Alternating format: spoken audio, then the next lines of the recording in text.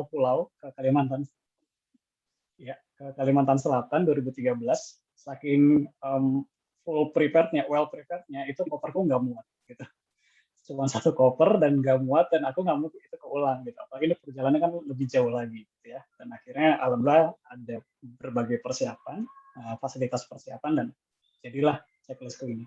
Dan posisinya sekarang koperku udah terisi semua, dan insya Allah kalau di persentase udah 95% lah. Oke, nah aku langsung mulai.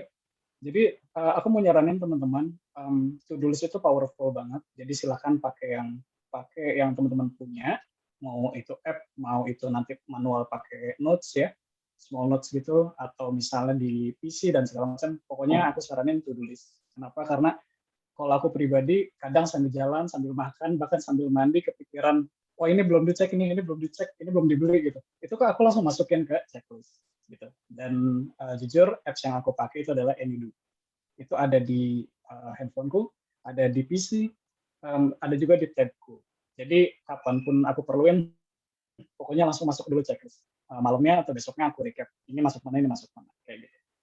Yang kedua, aku coba rangkum bahan ini sekali lagi dari 3 bahan utama. Fulbright 2x23 kilo, ini intinya dibuat sama anak Fulbright 2019. Ini sangat bagus, ada ilustrasinya, dan friendly ya, bacanya nggak begitu stres kayak panduan-panduan berangkat yang lain gitu. Terus Know Your Rights ini dari MC ya, kalau teman-teman yang udah dapat visa, dapatlah bisa dibilang kayak apa istilahnya, guidance gitulah. Kita haknya seperti apa. Memang formal banget, tapi seenggaknya kita kan perlu tahu ya. Di sana kita seperti apa.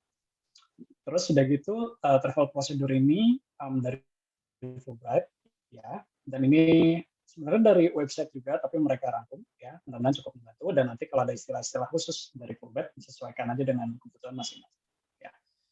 Nah, lanjut ke aku istilahnya di awalnya pelajari Medan. Oke, jadi untuk yang Fulbright sekarang prosesnya sedang apa istilahnya pemesanan tiket ya. Dan mungkin teman-teman yang lain juga udah mulai pesan tiket, nanti benar-benar pelajari airlines-nya masing-masing. Ya, kebetulan aku dapat American Airlines dan berangkat tanggal 7 Agustus jam 10 malam. Ya, jadi nyampe Kentucky, tempatku itu besoknya maghrib lah kira-kira. Ya. Nah, di sini yang aku perlu tekanin adalah transitnya 2 kali, sekali ya, diperhatikan. Kalau aku pribadi ke Narita, terus ke Chicago. Habis itu ketentuan luggage-nya kita dapat berapa. Kalau dari Fulbright dapat 2, dan FYI teman-teman Fulbright dari Pak Wahyudi, sebentar. Dari Pak Wahyudi aku dapat info, walaupun dapat 2, kita perlu bayar 100 Jadi itu mungkin yang menjadi perhatian teman-teman ya. Terus begitu tentang COVID juga sama ya. Tadi juga kenapa aku juga join di PDO Air Amerika, karena aku pengen tahu ada pihak dari CDC-nya ya, kalau nggak salah tadi tentang vaksin, tentang karantina segala macam, dan airline juga mengikuti itu. Dan untuk yang Fulbright, kalau teman-teman ingat dari PIC-nya, pas sebelum pemesanan tiket, itu mereka ngasih berbagai macam airlines dengan rekapan PDF yang mereka punya. Ada Delta, ada American Airlines ya. Silakan dicek. Dan di situ untuk yang khusus American Airlines itu diminta untuk PCR atau antigennya 3 hari sebelum penerbangan pertama, gitu ya. Nah, selain itu teman-teman, untuk memastikan lebih mobile, itu untuk yang aku ini American Airlines ternyata ada apps-nya, dan ada apps tambahan disebut Verifly. Verifly ini aku juga belum cek lebih jauh, tapi kalau lihat deskripsinya dia bisa bantu untuk apa istilahnya ya, upload dokumen dari vaksin kita dan PCR dan segala macam kayak gitu. Ya, tapi nanti untuk yang lebih tahu tentang Verifly, kalau sama-sama American Airlines tolong share, karena tadi ya, sekali lagi di sharing ini, aku sebagai trigger aja, nanti untuk melengkapinya aku harap dari teman-teman bisa saling support. Terus lanjut, perhatikan tanggal libur dan airport closure dari tempat masing-masing, karena kalau di Kentucky ada orientasi buat graduate online kemarin, dan mereka bilang jangan berangkat tanggal 23 Agustus, karena Bluegrass Airport di sana tutup katanya. Dan itu juga mungkin teman-teman bisa jadi perhatian. Beda waktu ya, kalau handphone sih kayaknya udah otomatis nanti adjustment-nya. Tapi kalau pakai jam yang analog ya, jangan lupa disesuaikan. Terus lingkungan kota bisa via Yelp atau Numbeo, silakan nanti dicek. Intinya di situ bisa tahu restoran yang paling enak, tempat outdoor yang menarik dan segala macam. Ada di situ semua.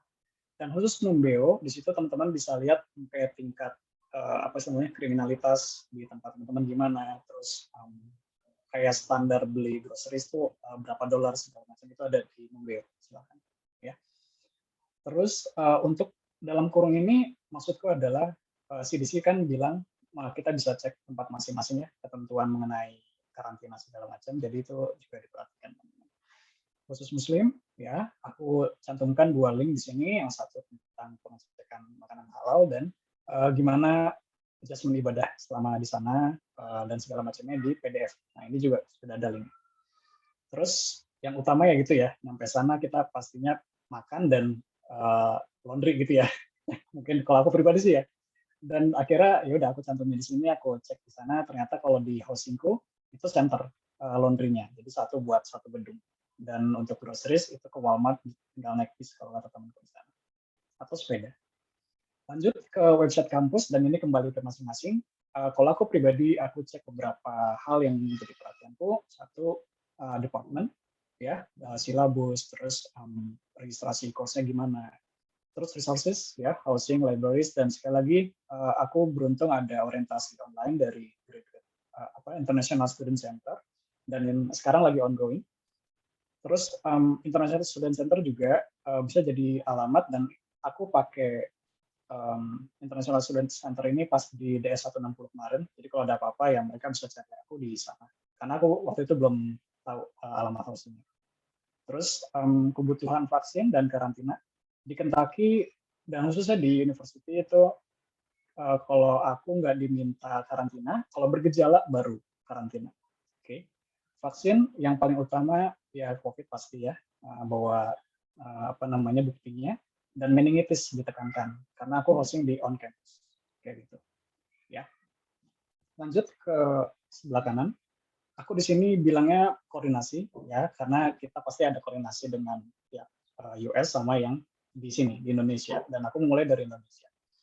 Teman-teman, aku lupa baca di mana, tapi itu ada saran bahwa kalau bisa di rumah itu kita tinggalkan dokumen penting. Jadi kalau ada apa-apa, by phone misalnya, emergency dari US gitu ya, nggak bingung pihak keluarga di rumah. Jadi aku copy nih semua dokumen, paspor, DS 2019, DS 160 juga, karena di situ ada emergency contact dan segala macamnya.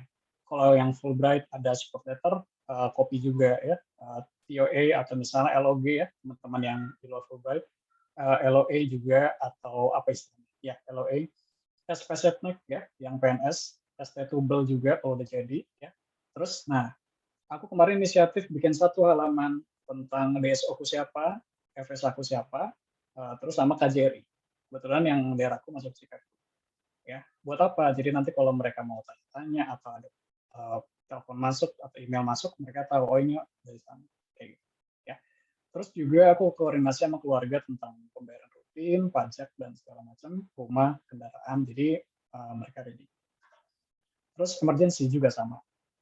Jujur aku tinggal bertiga sama ibu dan adikku, dan di sini aku bikin SOP. Jadi kalau ada apa-apa, udah ada apa istilahnya, jalurnya gimana lah. Ya. Nah, terakhir untuk yang Fulbright, cek travel allowance ya, karena ini bisa dibilang kan apa istilahnya, kita kemarin dikirimin dalam bentuk dolar. Kalau kemarin teman-teman memutuskan dalam dolar, dan itu kan bisa langsung ditarik dan bisa langsung jadi cash. Persiapan untuk mungkin 1-2 minggu pertama bisa. Ya. Terus langsung setelah internal kita koordinasi sama yang US. Di sini aku kontak udah mulai intens sama IAI advisor ya istilahnya. Di sini memang aku belum kirim itinerary itu gimana, tapi rencana sih mungkin Senin nanti aku mau coba email gitu ya, arrival instruction dan segala macam. Karena FYI buat teman-teman yang di Fulbright, kita apa-apa lapor, harus lapor gitu ya, sama yang disebut IAI, komite di sana. Terus pihak kampus wajib ya teman-teman, pihak departemen ya, terus housing, International Student Center, terus di Kentucky ini ada fasilitas pick up, ngisi form seminggu sebelumnya, dan apa istilahnya wajib kirim itinerary juga. Gitu. Jadi mereka biar tahu siapa yang mau datang, gitu ya. Terus buat permias yang tadi berkali-kali di video Amerika, dan langsung cari teman-teman kalau di daerah-daerah gede pastinya permiasnya aktif ya, undergrad atau graduate ya. Kebetulan di Kentucky tutup karena undergrad udah pada lulus, dan juga ada beberapa yang graduate di sana. Ya, itu lagi proses buat diaktifin lagi. Ya. Kalau teman-teman kiranya perlu kontak orang dalam lah dari Permias untuk cek kok Permias daerah gue ini nggak aktif ya gitu. Silakan kontak aku ya. Karena aku lagi proses jadi pengurus mereka juga di kepengurusan yang sekarang. Nanti aku bantu untuk cek daerah mana teman-teman yang Permiasnya mati gitu ya. Terus permias persiapan mandiri. Nah di sini ya tadi ya English karena kita di sana aktif ya, khususnya speaking writing, dan dari Fulbright udah mulai jalan pre-academic training dari teman-teman Kementerian Keuangan juga khususnya yang VETA tadi yang dari VETA udah selesai ya. Dan ini sebenarnya nggak harus ada fasilitas seperti itu juga kita bisa buat ini, yang penting kita udah punya kita tahu apa yang mesti ibaratnya dilatih sebelum berangkat. Khusus untuk yang pemanasan ini relate dengan yang kedua teman-teman. Jadi aku coba kasih. Sebenarnya aku juga ini terima kasih sekali ke teman-teman yang VETA karena aku dari teman dapat yang graduate study tips itu ya, yang misalnya buat reading seperti apa baiknya, terus research seperti apa dan segala macam. Aku udah beres tuh baca bukunya dan ini manfaat banget dan ini juga bisa manfaat buat teman-teman ya. Terus tadi si wakil Permias juga bilang dia sangat menyesal tidak belajar masak, dan akhirnya juga aku dari Juni kemarin udah mulai recap tips masak simpel, telur nggak perlu digoreng gitu ya. Kalau teman-teman mau nanti aku bisa share dan segala macamnya gitu. Terus fotografi, videografi pasti karena jadi dokumentasi seumur hidup kan. Kita ke sana ya, jarang-jarang kita ke US. Oke, sorry kalau kepanjangan. Lanjut. Nah, ini masih di sebelum berangkat teman-teman ya. Aku langsung lanjut aja. Jadi aku pribadi selain nyiapin barang, aku juga nyiapin buat research ya. Dan di sini aku lihat studi objektif aku apa pada saat daftar Fulbright, dan akhirnya aku tanya sana sini ke unitku untuk sebenarnya problem yang lagi jalan apa dan segala macamnya, data yang perlu dibawa. Karena kata temanku kalau pas lagi di sana mungkin agak sulit untuk cek data segala macam. Jadi akhirnya aku prepare ini.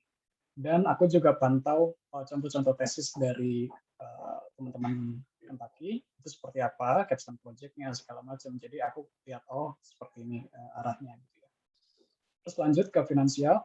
Untuk yang ingin mengamankan nilai dolarnya nggak kegerus kurs, itu bisa bisa bikin falas ya. Aku kemarin bikin di BRI, terus aku dapat kartu putih ya, khusus itu untuk dalam bentuk dolar. Dan di Brimoku itu ada 2 rekening, rupiah sama dolar. Ya, itu juga cepat kok bikinnya. Terus jangan lupa teman-teman cek debit card-nya kalau misalnya memang nggak berniat buat credit card. Internet banking ya ke bank masing-masing, tolong minta ke CS-nya diaktifin. Jangan bilang ke mereka berangkatnya tanggal sekian segala macam. Jadi mereka nggak tiba-tiba apa istilahnya ngeblokir karena mungkin kita melakukan transaksi transfer dari luar Indonesia. Kayak gitu. Khususnya kredit card sih kata orang BRI kemarin. Kalau kredit card itu kalau misalnya nggak lapor sebelum berangkat dan mereka cuma tahu pas kita di sana, itu bisa langsung diblokir. Terus estimasi ya, ada yang nyaranin 1 minggu, 2 minggu ya, aku bilang aja lah 1 bulan ya. Jadi teman-teman bisa ngukur kalau perlu tunainya berapa gitu ya. Kalau dalam rate realnya berapa? Seniorku bilang ada yang bilang 1.500, ada yang bilang 2.000, tergantung. Tapi sebenarnya di sini aku lagi dilema nih teman-teman, karena aku tanya senior di sana, boleh bawa tunai, tapi faktanya di sana malah cashless. Gitu. Jadi aku juga bingung kalau pakai cash, ya kepake apa enggak, gitu maksudnya. Nah, terus untuk membantu ya sejenis belanja-belanja ya atau transfer, di sini ada TransferWise, dan di sini buat transfer dari dolar ke rupiah atau sebaliknya. Kursnya juga bisa dibilang lebih menarik dibanding kurs bank dan segala macamnya. Buat Amazon ya belanja-belanja sekali lagi di katanya ada promo. Aku juga belum ngulik sih di bagian ini. Nanti kalau teman-teman ada tips monggo ya. Lanjut ke komunikasi. Di sini ada SIM card maksudnya. untuk SIM card ini aku tanya ada Fulbrighter di sana, ada temanku dari pajak juga di sana, Kementerian Keuangan. Mereka bilang satu provider, ada provider Mint, dan aku coba cek. Jadi jujur teman-teman, aku rencana bawa 2 HP, langsung sebut merek aja, Redmi Note 8 sama Redmi Note 10. Nah, yang Note 8 ini compatible di website-nya mereka. Terus begitu aku coba cek yang Note 10, mungkin karena masih baru keluar, ini nggak compatible. Terus kata seniorku, udah, penting bawa aja, nanti di sana selain Mint juga banyak providernya. Memang minor nggak segede yang apa istilahnya, AT&T ya, atau apa gitu, aku lupa satu lagi. Jadi nanti tinggal cek aja, kalau misalnya aktif ya udah bisa dipakai. Kalau enggak ya di HP RIP. Oke, katanya kayak gitu. Nah, terus apps yang berguna, Translog buat naik bis kalau nggak salah. Terus ada Canvas ya. Kampusku pakai banget ini buat perkuliahan. Terus kampus sendiri ya buat registrasi course dan segala macamnya. Untuk teman-teman Fulbright juga ada Fulbright online, itu ada apps-nya. Jadi silakan di download. Oke, terus sorry, aku lanjut ke kanan. Sorry, ini agak ketutup ya, aku geser dulu. Ya, teman-teman, untuk kita udah masuk barang dan ini lumayan banyak gitu ya. Yang pertama teman-teman, sebelum beliin ini itu ya, baiknya mungkin di wishlist dulu kalau misalnya di Tokped atau di Shopee ya. Aku juga lupa istilahnya, tapi kalau bisa di wishlist dulu kalau memang belum beli apa-apa. Kenapa? Karena ada beberapa barang yang ada jadi perhatian, jadi CBP-nya atau bea cukainya US ini dan TSA, aku lupa singkatannya apa, tapi intinya itu ngecek barang kita bisa dibawa apa enggak. Terus teman-teman yang belum beli koper, aku menyaranin kopernya yang cerah karena tadi katanya sih kalau keluar itu banyak banget yang pakai warna gelap dan nanti takutnya ketukar-tukar gitu ya. Jadi kalau belum di koper bagus belinya yang cerah. Terus yang kedua, beli kopernya yang ada apa istilahnya di kunci kombinasinya itu ada tulisan TSA gitu. Jadi itu bisa lebih aman. Kebetulan nih aku beli koper yang warnanya gelap lagi ya, terus nggak ada TSA-nya gitu. Dan akhirnya temanku bilang, hati-hati Rip, nanti ada random check dan dibongkar kalau akunnya nggak ada di sana. Dan kalau udah dibongkar, susah lagi buat tutupnya. Gitu. Tapi tenang, kalau udah posisinya kayak gitu, teman-teman tinggal beli gembok TSA. Itu juga banyak di Tokped dan segala macam ya. Jadi temanku nyaranin, kalau memang kopernya nggak TSA, itu nanti jangan dikunci di kunci kombinasi, tapi dikunci biasa langsung digembok TSA. Jadi nanti kalau ada random check, si petugas sana tinggal buka gemboknya dan ditutup lagi. Gitu ya. Terus kalau warnanya terlanjur gelap gimana? Aku beli red tape ya, jadi lakban merah gitu. Kenapa merah? Karena katanya dari jauh kan kelihatan tuh kalau warna merah. Jadi nanti koper hitamku ini bakal aku apa namanya lakban merah lah pokoknya. Jadi nanti kalau dari jauh udah kelihatan gitu ya. Terus carry-on-nya bebas. Kalau aku rencana ransel ya teman-teman. Dan jangan lupa untuk apa namanya memberikan tag di koper kita. Nah kebetulan kemarin aku iseng-iseng, nah aku dapat lah ini Spider-Man ya. Di belakangnya bisa diisi nama dan segala macamnya. Jadi nanti apa istilahnya jelas ini kopernya punya siapa. Dan mudah-mudahan aman lah ya sampai nyampe di transit terakhir.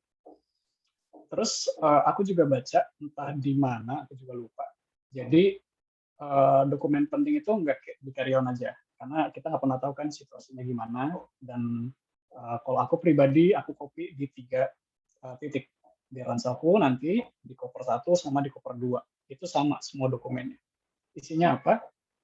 Isinya yang tadi di pertama ya, segala macam. Termasuk tambahannya ada transkrip, ada sertifikat akta lahir yang udah ditranslate, medical form, terus foto ya, stok foto sama materai. Materai ini juga fungsinya untuk yang kayaknya ya kita kan nggak pernah tahu ya urusannya apa, tapi nanti kalau perlu bikin surat kuasa, terus perpanjangan surat apa itu bisa manfaat ya.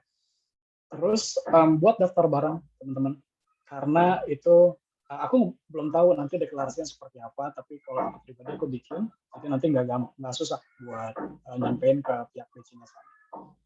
Terus elektronik, ini ada case seniorku dari Columbia kemarin, Mas Hadir cerita bahwa setrkaan nggak nyala, gitu ya. Dan setelah aku cari tahu, oh ya di sana voltasenya 100, di kita 200, jadi wajar bawa listrikan Indonesia ke sana nggak panas di sana. Solusinya gimana? Bawa konverter, ya teman-teman, voltase. Terus udah gitu juga sama itu colokannya, karena kan beda di kita bulat ya, sana pipih, jadi itu juga perlu dibeli.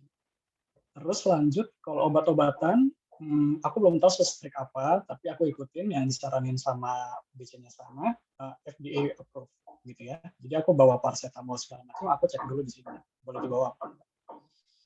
Terus toiletries ya, teman-teman yang belum beli sabun-sabun yang gede, berarti beruntung ya. Aku kemarin beli sabun ukurannya 550. Aku nggak tahu ini bakal spesifik apa, tapi akhirnya aku rencana bakal bagi 2 ke botol kecil. Karena teman-teman, untuk satuannya itu kalau bisa jangan lebih dari 500. Lotion misalnya gede-gede ya, apalagi sih sampo, terus sabun ya. Pokoknya pastikan maksimal 500. Terus untuk totalnya, liquidnya itu, aku hitung tuh ada deodoranku, terus ada odol, ada sampo, segala macam. Itu totalnya kalau bisa maksimal 2.000. Karena itu memang yang disaranin sama mereka. Dan di plastik bening, jadi biar kelihatan. Dan aku rencana juga selain di plastik bening, setiap item itu aku bakal plastikin dan aku lakban bening, biar dia nggak tumpah. Tambahannya ya handuk ya, lotion, sunscreen, karena kita nggak pernah tahu se-ekstrim apa cuacanya. Kalau si Hanif tadi pernah di salah satu webinar Permias, dia cerita dia nggak pernah pakai lotion di Indonesia, nyampe sana kaget pas winter, di sininya berdarah semua katanya. Jadi ya udah, lotion bawa aja lah. Gitu. Terus minuman, makanan sekali lagi cek juga di TSA, ada di atas ya linknya teman-teman, nanti dicek. Sebenarnya di sini aku ada kebingungan lah gitu. Karena di carry-on itu katanya kan harus ada 3 roll liquid ya kalau nggak salah. Jadi intinya di yang kita bawa itu bukan di koper, itu maksimal 100 mili. Kan nggak mungkin kan kita bawa minum 100 mili, itu dikit banget. Gitu. Jadi teman-teman yang mungkin nanti tahu tolong share juga gimana itu tentang bawa mineral water. Ya. Terus terkait tadi sorry ya ini keulang. Terus udah gitu kita lanjut laundry bag ya. Karena aku nggak tahu di sana kayak gimana, jadi aku rencana bawa sikat buat bersihin sepatu, tisu buat awal-awal daripada repot, bersihin furnitur mungkin di osing, gunting kuku. Nah untuk gunting kuku, gunting cutter masuk koper boleh, tapi jangan di carry on ya, semuanya masuk boleh di koper. Terus pakaian, teman-teman kebetulan aku bawa yang casual udah pasti ya semuanya. Winter gear aku beli di sini ya. Apa istilahnya yang tebalnya itu, terus kupluknya dan segala macam, glove sampai long john juga aku beli di sini. Dan kalau ada pertanyaan, Rit, tebal banget, ya, tapi rencana itu aku vakum, jadi nanti bakal tipis juga. Gitu. Terus aku bawa formal suit juga. Terus rencana aku bingung nggak punya baju daerah gitu ya. Dari Sunda juga aku bingung mau nampilin apa. Akhirnya aku rencana bawa baju paskibraku. Nanti kalau ada acara-acara di KJRI atau pertukaran budaya di kampus ya mungkin aku bakal pakai. Olahraga, aku hobinya lari, aku bawa sepatu dan segala macamnya, training panjang yang pendek juga segala macam aku bawa. Terus alat sholat, masker, karena ya tadi walaupun di sana udah buka, aku nggak pernah tahu kan di jalan gimana aku pakai. Nah itu termasuk bawa bendera Indonesia juga. Sepatu ya semuanya sama pasti, sendal, tas, kopi, jaket, sabuk, kacamata payung, binder, alat tulis, dan selain itu aku bawa tab, jadi kayaknya aku nyata pakai tab itu aja. Terus tumbler, lunchbox juga, nggak tahu bakal kepake juga apa enggak, tapi aku bawa. Terus elektronik, semuanya aku lihat di aturannya harus masuk carry-on, dan nanti begitu di screening, kan kita dapat kayak apa istilahnya, aku lupa tuh kayak plastik itulah. Itu semuanya ditaruh, tapi jangan ada yang ditumpuk katanya ya. Jadi aku nanti laptop, HP, charger, power bank jangan dipakai sekali power banknya. Itu masuk di ranselku semua. Terus di sini juga sama, aku ada pertanyaan teman-teman mungkin ada masukan karena ini first time juga aku keluar. Paket roaming itu gimana baiknya?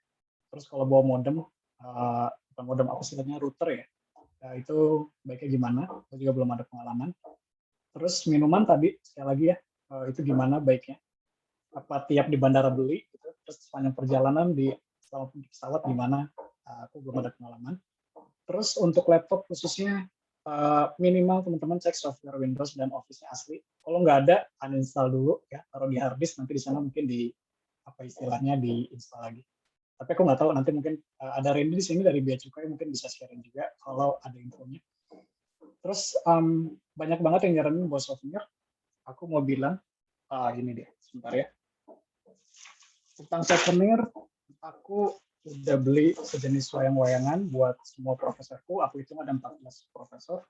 Aku rencana mau kasih, terus postcard sama quotes batik.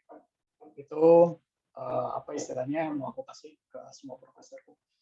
Dan katanya jangan di wrap, jadi mungkin nanti kalau random check ditanya gift itu isinya apa, ya aku bakal tunjukin semua. Dan aku pernah baca jangan lebih dari $100, ya aku hitung-hitung sih nggak nyampe segitu juga, gitu ya. Nah sebelum lupa, tadi yang aku sebut gembok tes itu kayak gini, jadi aku belum buka juga. Sama ini konverter yang apa istilahnya, yang buat elektronik kayak gini. Jadi aku bawa ini sama bawa terminal. Jadi nanti rencana ini ke terminal, terus yang lainnya normal ke terminalku. Colokan maksudnya. Terus tadi vacuum bag ya. Kalau teman-teman ngerasa ini padat banget nih koper gue gitu, langsung aja di vacuum bag gitu ya. Terus buat tube kecil gitu, dibuat lotion-lotion kalau dibuat traveling gimana nggak terlalu apa namanya berat, bisa dimasukin ke yang kecil. Oke, lanjut. Nah, sorry panjang di bagian sebelum keberangkatan, ini lumayan pendek di hari keberangkatan.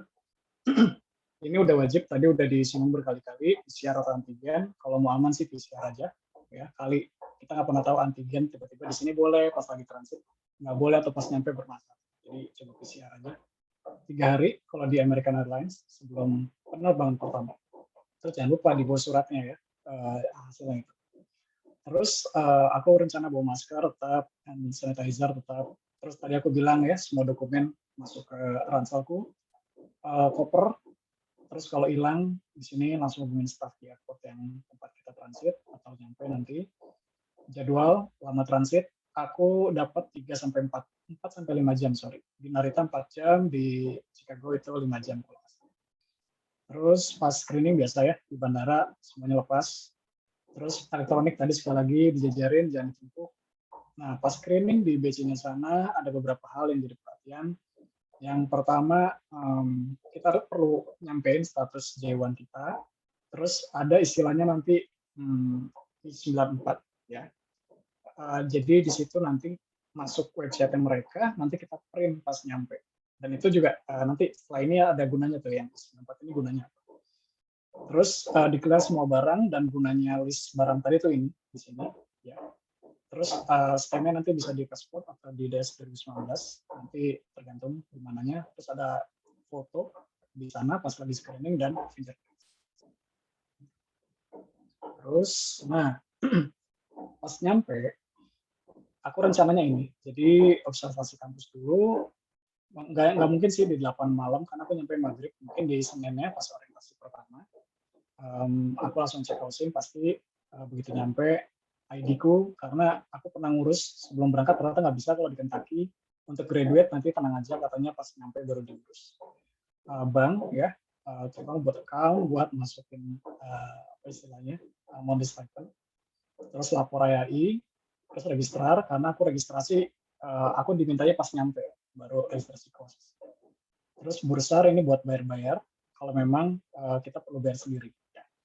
Terus International Student Center, informasi orientasi, sama ke DGS atau direktur ya di departemen masing-masing. Nah disinilah tadi I94 ini perlu di print dan aku rencana bakal scan buat juga ya.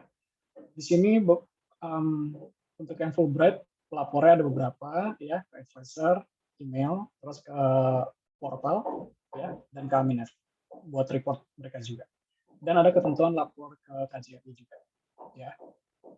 Aku pernah baca karena mereka bakal ngecek paspor juga, itu perlu kayak kirim pos gitu yang bisa di track, nanti dibalikin lagi gitu, dan aku belum pelajarin betul ini. Nah lanjutannya untuk yang Fulbright ini ada beberapa urusan yang kita perlu keep in touch sama advisor ya.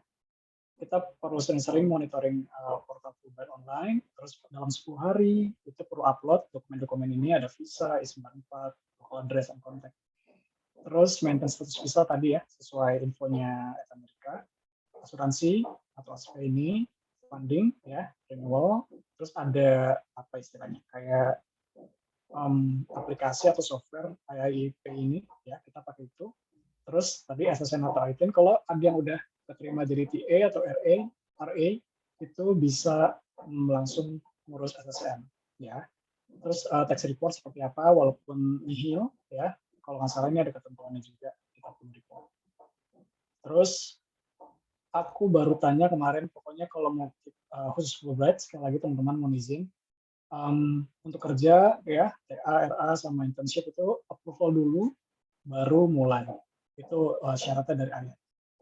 Terus mau perubahan apa istilahnya, major atau course online atau segala macam, koordinasi langsung sama advisor, jangan lupa. Terus pas mau berangkat tadi ya, lapor dan segala macamnya, atau pas lagi mau di US, mau liburan segala macam, jangan lupa kita kontak.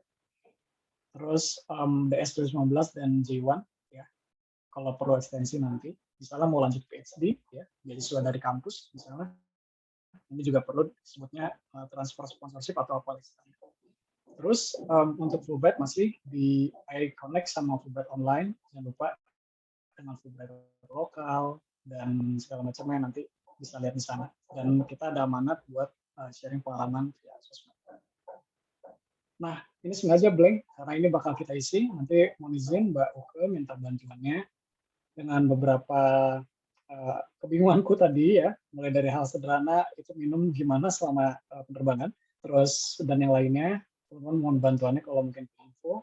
Q&A ini bebas, nanya apapun, bahas apapun. Nanti kita coba lihat ya, mudah-mudahan sebelum jam 4 nanti bisa selesai.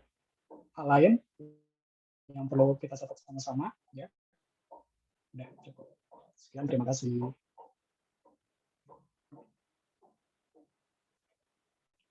Oke. Gimana teman-teman? Ada yang mau disampaikan atau bisa langsung mulai Q&A kali ya? Karena memang dari yang aku mau coba sampaikan udah semua.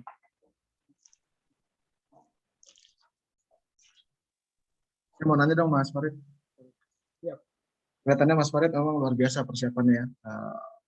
Well prepared, very well prepared. Mau tahu dong, kalau Mas Farid itu kan mungkin udah mulai packing dalam satu koper gitu ya. Itu dengan bawaan sebanyak itu udah dihitung belum beratnya berapa? Nah, pertanyaan bagus Mas. Temanku ada yang nyaranin bisa ke JNE terdekat buat numpang nimbang, tapi jangan lupa bayar katanya. Tapi kalau aku ada timbangan di rumah, untuk satu koper yang aku fokusin untuk pakaian full, baik yang di strap text itu sama yang di dalam resleting, itu beratnya cuma 10-12 kilo untuk pakaian. 10-12 kilo. Udah semua itu Mas, semua yang akan dibawa? Satu koper Mas. Masuk setrika dan macam-macam itu? Oh belum, itu maksudku baru satu koper khusus pakaian, 10-12 kilo. Dan untuk satu koper yang satunya, aku rasa sih malah lebih lowong. Itu juga belum banyak isi, khususnya elektronik yang kayak tadi tadi istilahnya setrikaan gitu ya, terus segala macam. Kayaknya bakal lebih kurang dari 10-12 kilo Mas. Karena yang satunya ini isinya sepatu-sepatu, ya sepatu-sepatu sama alat tulis dan segala macam. Kayaknya bakal lebih kurang dari 12 kilo.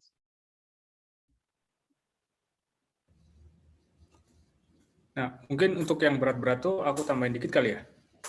Iya, oke. Itu kalau untuk mengukurnya sebenarnya kita bisa beli timbangan yang kita tinggal tarik aja gitu. Itu mungkin di Shopee juga ada. Nanti juga itu akan kepake kalau kita waktu mau balik dan kalau bepergian selanjutnya gitu. Instead of misalnya tiap kali mau nimbang kita harus ke JNE atau FedEx gitu. Nah, kalau misalnya mau beli itu juga bisa. Terus mungkin kemarin kan sempat ada sharing juga. Jadi kalau untuk pakaian sendiri itu preferensi pribadi ya. Tapi ada juga yang menyarankan kalau misalnya nggak usah bawa terlalu banyak juga nggak apa-apa. Tapi kalau misalnya mau kayak di sana mungkin nggak ada batik atau apa ya mau bawa dari sini juga oke. Terus juga kalau alat elektronik kayak setrika itu mungkin kita mikir karena pakaian harus rapi gitu, itu juga oke kalau misalnya mau dibawa, cuman harus dipastikan voltasenya akan cocok enggak dengan yang di sana gitu. Nah, kalau misalnya nggak mau ribet bawa setrika itu atau alat elektronik yang lain, bisa dibeli di sana yang udah pasti voltasenya akan sesuai. Gitu aja sih. Thank you. Beneran, bener. Oke, Tadi ya, Mas alat Farid sama yang ditarik. teman yang lain, saya mau konfirmasi ya. Berarti kan Oke, tadi 2 kali 23 kilo betul kan ya untuk luggage itu ya. Berarti otomatis total jumlah kontainer yang kita bawa 2 luggage, 1 carry on baggage, 1 backpack, gitu kan? Betul ya? Iya.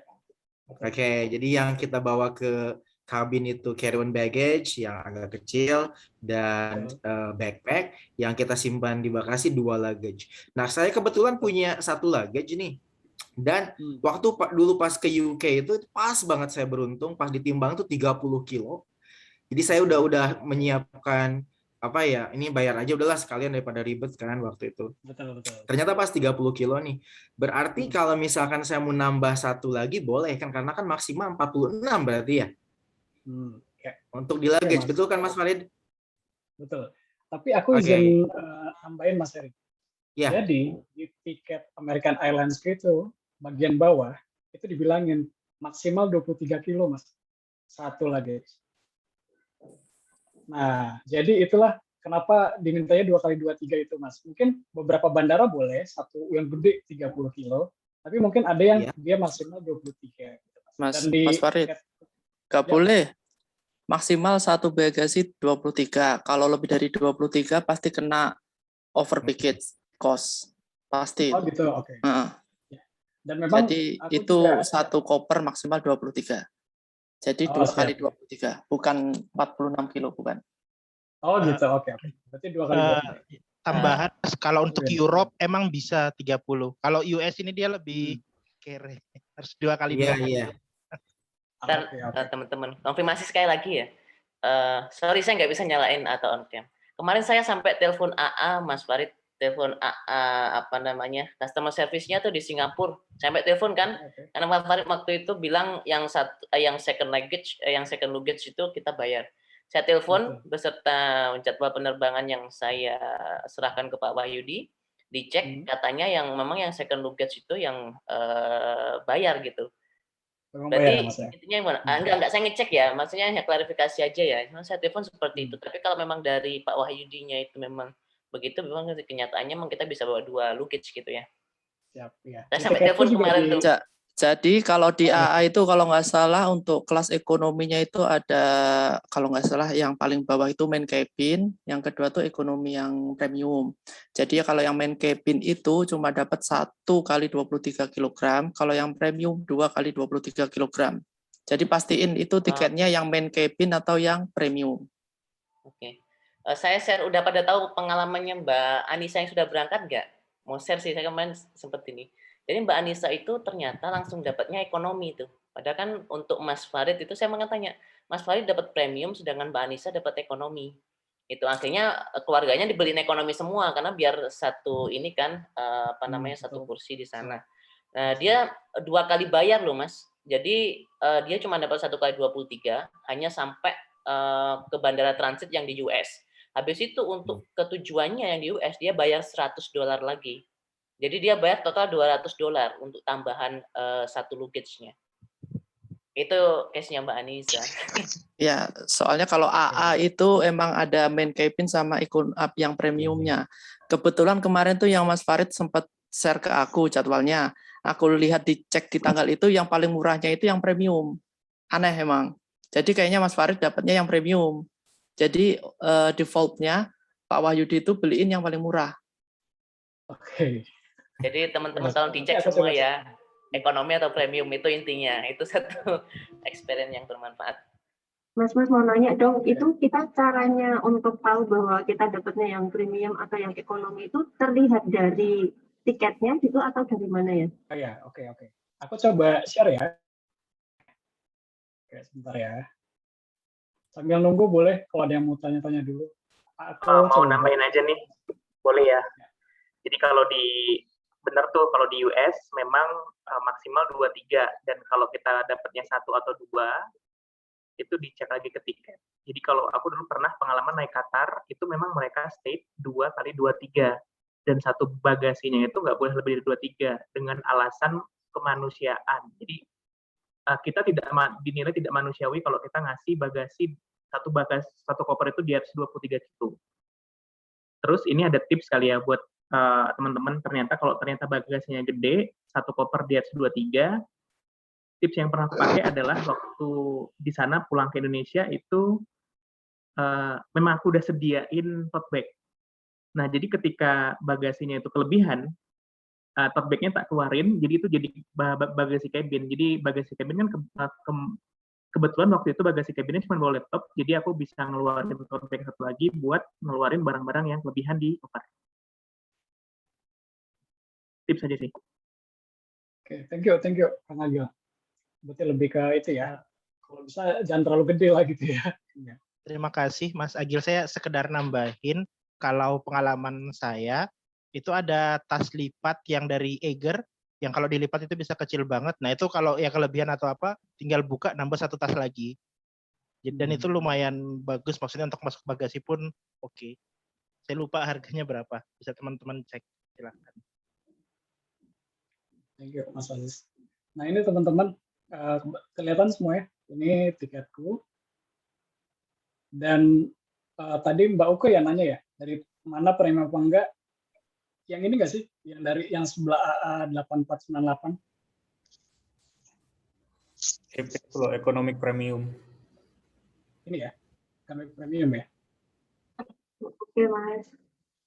Thank you. Lalu ini keterangan aku dapat 2 pack untuk baggage-nya. Tapi di bawah ini ada keterangan yang tadi aku bilang ini maksimal 23 kilo. Dan Pak Wahyudi bilang tambahan baggage-nya itu perlu bayar $100.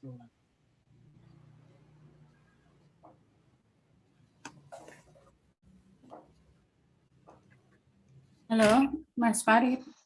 Yap. Ya, hai, makasih ya sharingnya Mas Farid dan juga teman-teman.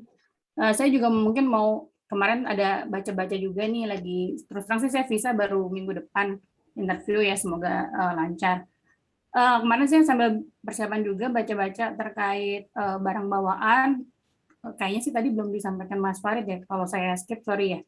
Jadi kayak kan kita mungkin ada 2 koper yang check-in baggage sama yang di cabin ya. Kalau bisa di setiap tas itu kita bawa kopian dokumen-dokumen penting, fotokopi paspor dan lain-lain sebagainya, sama minimal 1 set baju lengkap dari luar sampai dalam, just in case.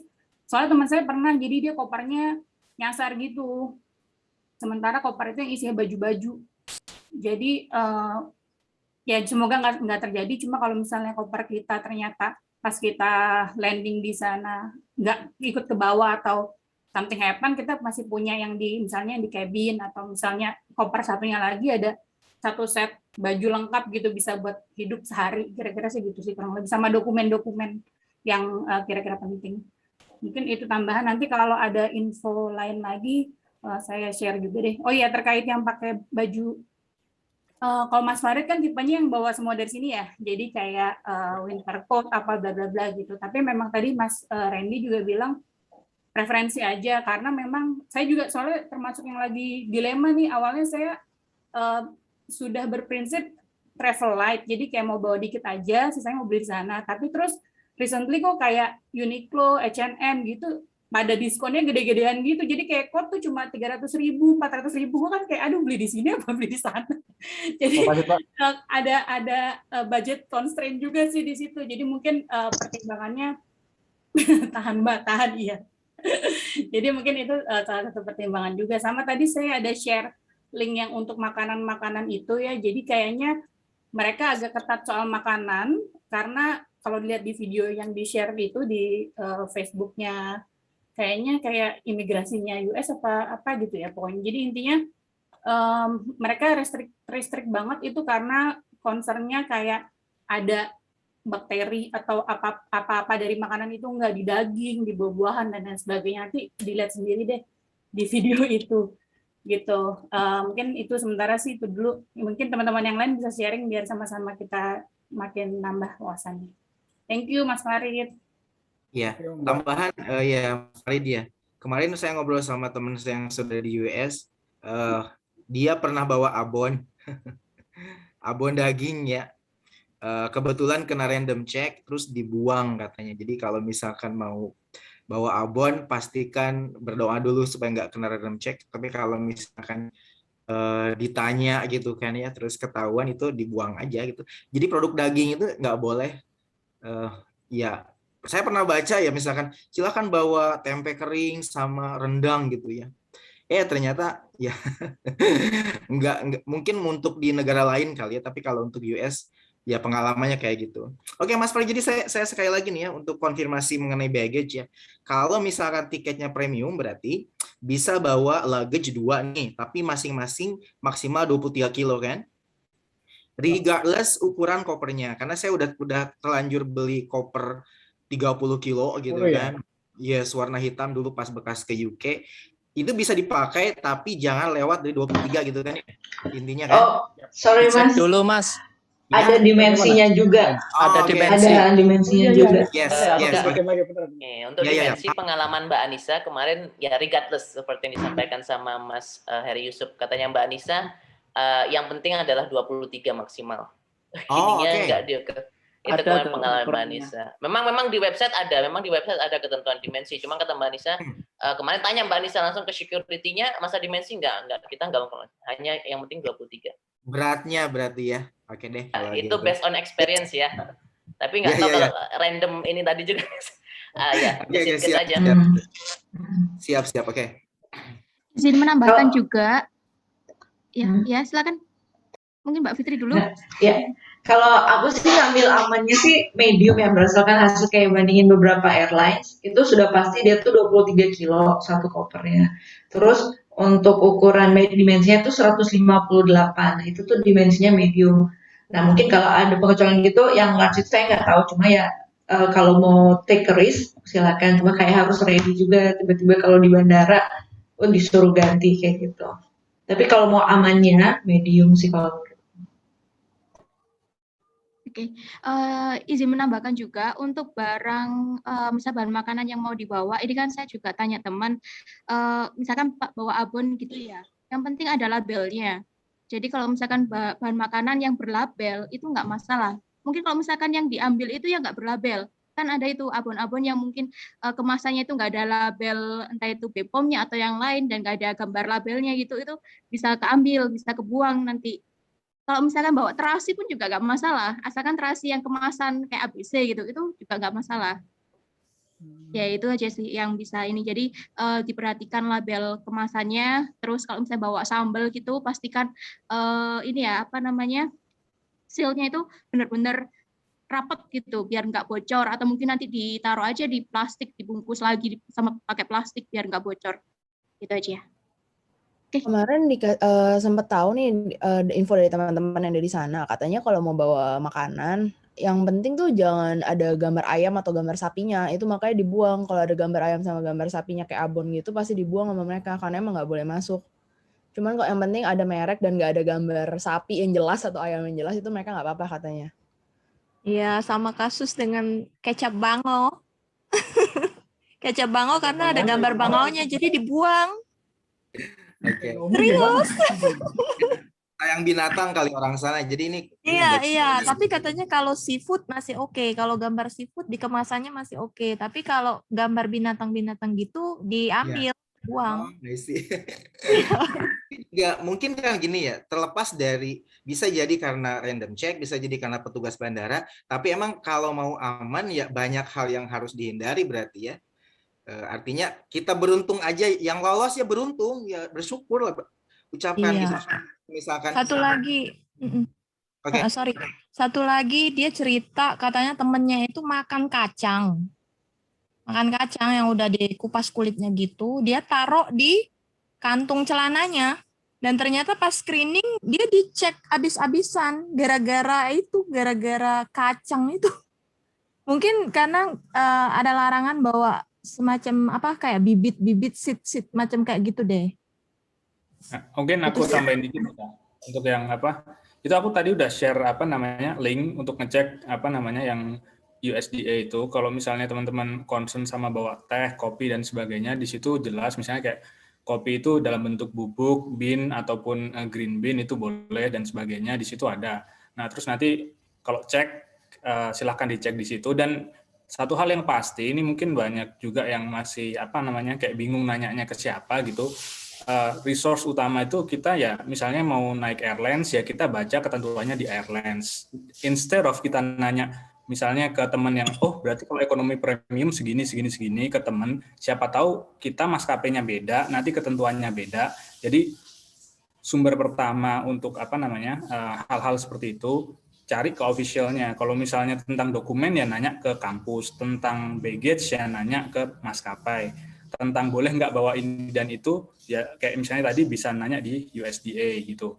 Nah jadi untuk lebih amannya kalau menurutku ya seperti itu aja biar apa concern kita ya sesuai dengan apa yang kita ingin tahu. Nah terus juga untuk yang sama satu lagi tadi yang untuk kayak barang-barang kayak buah atau apa kulit kacang dan sebagainya, karena kalau kayak di apa namanya di Amerika itu kan ada Custom and Border Protection, jadi mereka itu memang buat apa ya kayak perlindungan perbatasannya mereka kan. Jadi kayak kalau misalnya bahkan buah-buahan sesuatu yang masih apa ya yang belum diolah gitu, itu tuh mereka tuh kayak ada alat yang dia akan menghancurkan segala jenis biji-bijian buah-buahan yang kayak nyala terus.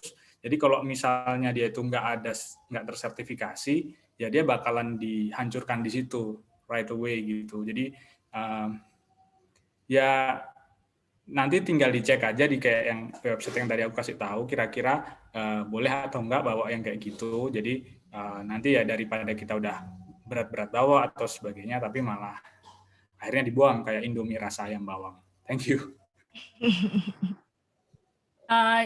Sama mau tambahan satu lagi nih, beli yang portable bidet buat cebok, karena kan nanti kayak misalnya mungkin di kampusnya atau di apartemennya itu nggak ada apa sih jet washer itu loh, jadi bawa itu kalau saya kemarin soalnya baru beli.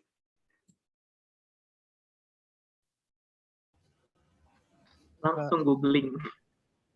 Gue juga udah beli nih. Nah, ya sama warnanya kayak gitu. Baru tahu pokoknya kayak gitulah intinya. Tapi belum nyoba sih. Bidet. Apa tadi namanya apa? Apa sih ketikin dong namanya? Portable bidet saya. Bidet portable. Udah. Anyway, kalau yang belum beli itu apa? Koper. Kan kita bisa beli yang aluminium tapi itu resikonya berat. Kalau misalnya yang Sultan mau bayar ekstra bagasi ya nggak apa-apa, pakai aja Rimowa gitu nggak apa-apa, nggak masalah. Cuman kalau yang enggak, kalau mau beli yang plastik jangan yang tipis karena itu gampang pecah. Kalau cari plastik minta ngomongnya yang polikarbonat, jadi yang agak tebal. Nah itu nanti walaupun kayak dia kebanting-banting tetap nggak pecah. Mungkin yang case pecah itu yang plastik tapi tipis banget gitu. Jadi memang bisa ada risiko pecah gitu. Dan kalau misalnya yang soft case itu oke, karena ringannya, tapi nggak oke-nya cuman kalau misalnya hujan itu dia akan kayak kena air gitu. Ya udah gitu aja sih sebenarnya. Yang kalau misalnya yang paling aman dan ekonomis itu sebenarnya kayak yang polikarbonat, terus nanti yang nggak pakai resleting. Kayak sebenarnya kalau resleting itu kalau hujan deras kan masih bisa rembes, tapi kalau yang nggak ada resletingnya udah itu nggak rembes. Cuman ya balik ke masing-masing, yang penting kalau misalnya belum beli dan pengen nggak pecah, asal jangan yang plastik dan bahannya itu tipis tapi stiff. Nah itu gampang banget pecah. Thank you. Thank you, Ren. Anyway, gue masih concern buat minum nih selama di jalan itu aturan maksimal 100 ml gimana ya? Soalnya katanya liquid itu kan, liquid maksimal 100 ml. Bawa botol kosong bisa, Mas. Nanti ngisi tap water. Oh gitu aja ya Bang ya. Kalau aku sih nyaraninnya, biasanya kita punya tumbler ya. Cuma kan biasanya disuruh buang kayak gitu airnya. jadinya tumblernya kosong terus berat. Kalau aku sih prefer bawa botol aqua yang murah aja. In case kalau suruh buang, ntar beli lagi. Ya harus siapin lah kayak beli berapa $3 $5 lah air putih misalnya.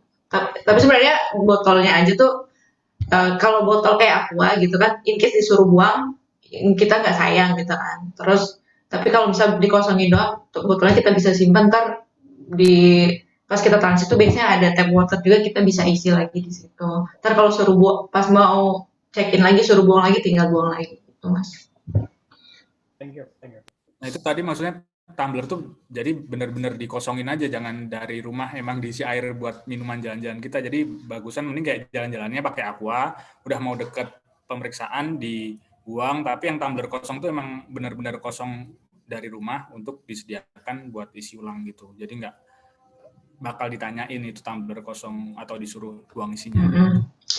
Poinnya itu pas setiap kita kayak ngelewatin check-in itu tuh disuruh nggak boleh bawa minum gitu. Jadi walaupun kayak botolnya tuh legit gini, ntar akhirnya disuruh kosongin botolnya posisinya kosong gitu. Jadi intinya bawa wadah aja yang bisa dipakai minum, tapi kalau bisa yang kalau disuruh dibuang kita nggak sayang gitu ya, Mbak Fitri ya. Iya, kalau aku segitu biasanya. Oke, yang penting kan kita bisa minum nih. Wadahnya bisa ya kan gitu. Betul.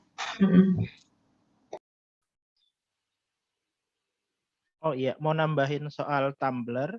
Ini pengalaman dari teman-teman yang udah di US. Jadi di sana itu kualitas air minum yang dari tap water itu nggak sama di semua kota. Jadi kalau mau aman di sana itu ada jual botol mereknya Brita, udah ada filternya, yaitu insya Allah lebih membantu.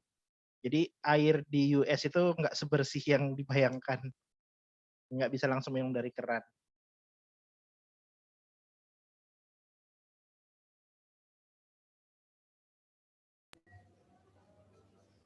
Oke, thank you Mas Aziz. Nah, teman-teman yang lain gimana? Masih ada keresahan-keresahan di bagian apa nih? Ayo diangkat. Saya ada keresahan di bagian ini nih apa budgeting. Kan saya pernah nanya ya ke Mas Farid ya.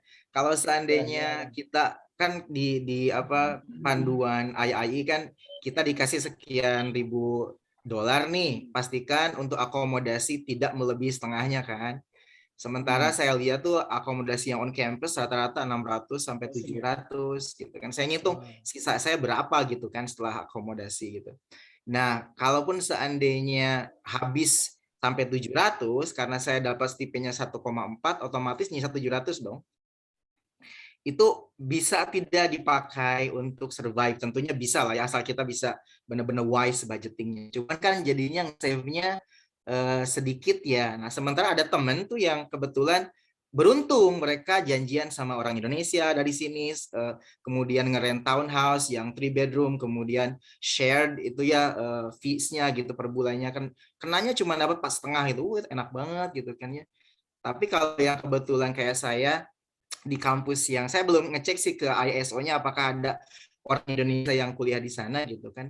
Jadi sekarang rada-rada harus berkorban dulu di semester pertama atau bahkan mungkin setahun pertama gitu ya demi keamanan, demi kenyamanan akomodasinya harus sekitar 600 sampai 700. Nah, kalau teman-teman ada yang sama kayak gitu ya saya syukur deh, artinya bukan saya nih yang harus keluar setengahnya gitu. Kalau teman-teman ada yang mau sharing silakan. Itu aja sih tentang ini akomodasi berapa per bulannya dengan siapa gitu biar saya juga lebih tahu lah. Silakan ya. Makasih.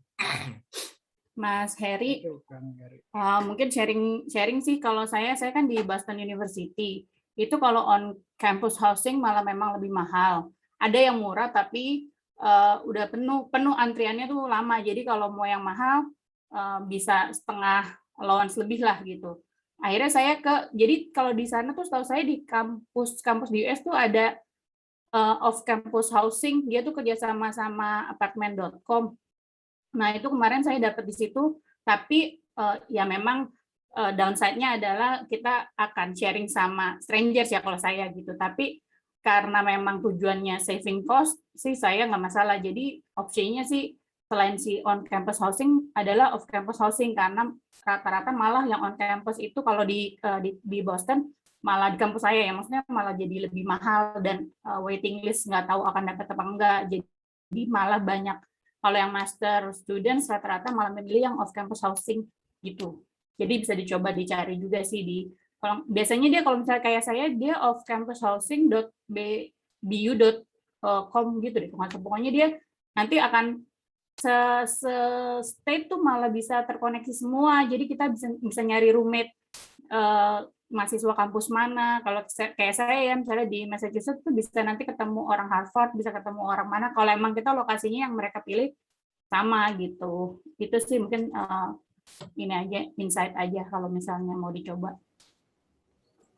Thank you Alfa, Kang Erik. Tadi karena ada yang mention duit, aku mau share aja kalau mau bagi bawa, duit ya, giveaway.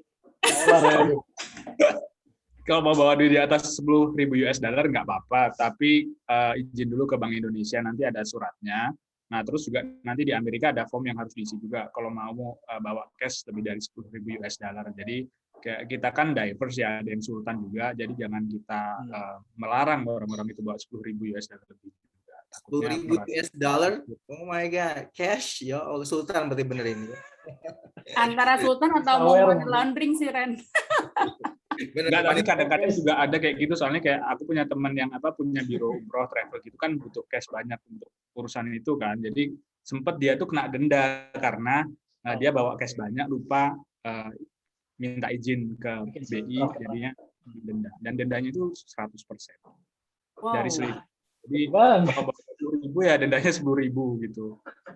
Oke, ya aku takutnya sultannya nanti sedih juga ada duitnya. Kan nggak tahu ya. Oke, tambahan Mas, soal yang 10.000 itu termasuk transfer juga, makanya biasanya orang transfer itu 9.999. Nanti kalau di atas 10.000 jadi 2 kali transfer. Jadi itu 10.000 itu kayak yang nggak perlu minta izin gitu. Termasuk transfer. Ya itu buat money laundering sih biasanya Pak.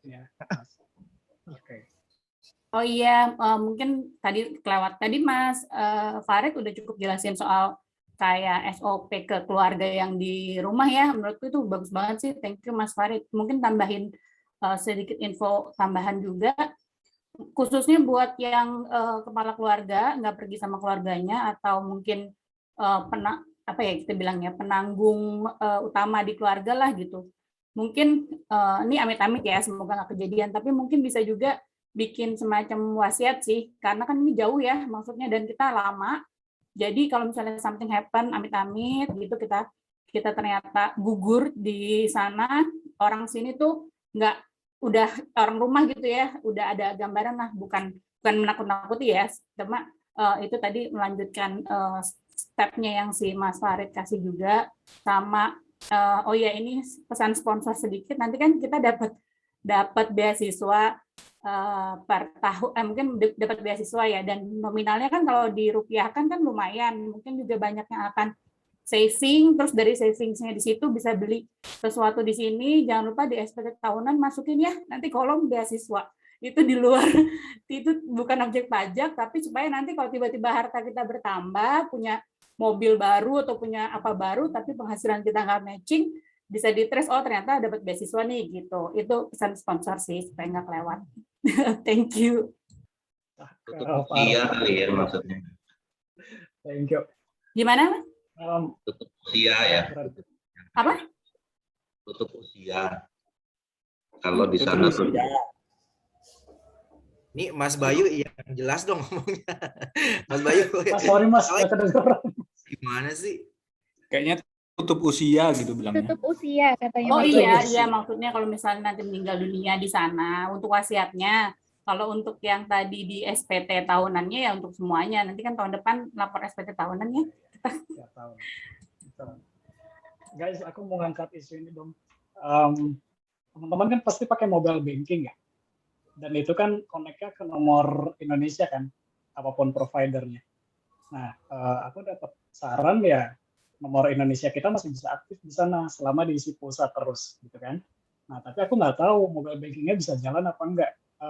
Aku mau nanya, ada info nggak teman-teman tentang itu? Soalnya kan agak khawatir juga nih, sampai sana mobile banking gua nggak bisa jalan gitu. Bisa, Rit. Kalau pengalaman pribadi BNI bisa, Mas. asal connect wifi ya, seperti kata Mas Sugeng. Yang bank lain, insya Allah nggak masalah. Oke, berarti pulsanya diisi terus, pas mobile banking kan pakai internet ya, jadi nggak kena roaming kan ya? Itu ya kira-kira ya? Pakai wifi Mas, nggak usah pakai mobile. Iya, maksudnya itu internet. Diisi pulsa pun nggak apa-apa kan, pakai wifi. Kemarin dapat info dari grup mana ya, saya lupa. Jadi pengalaman dari yang senior di sana, kita switch dulu ke pasca bayar, tapi kita nggak usah minta aktifin mobile data, jadi cuma buat telepon dan SMS biasa.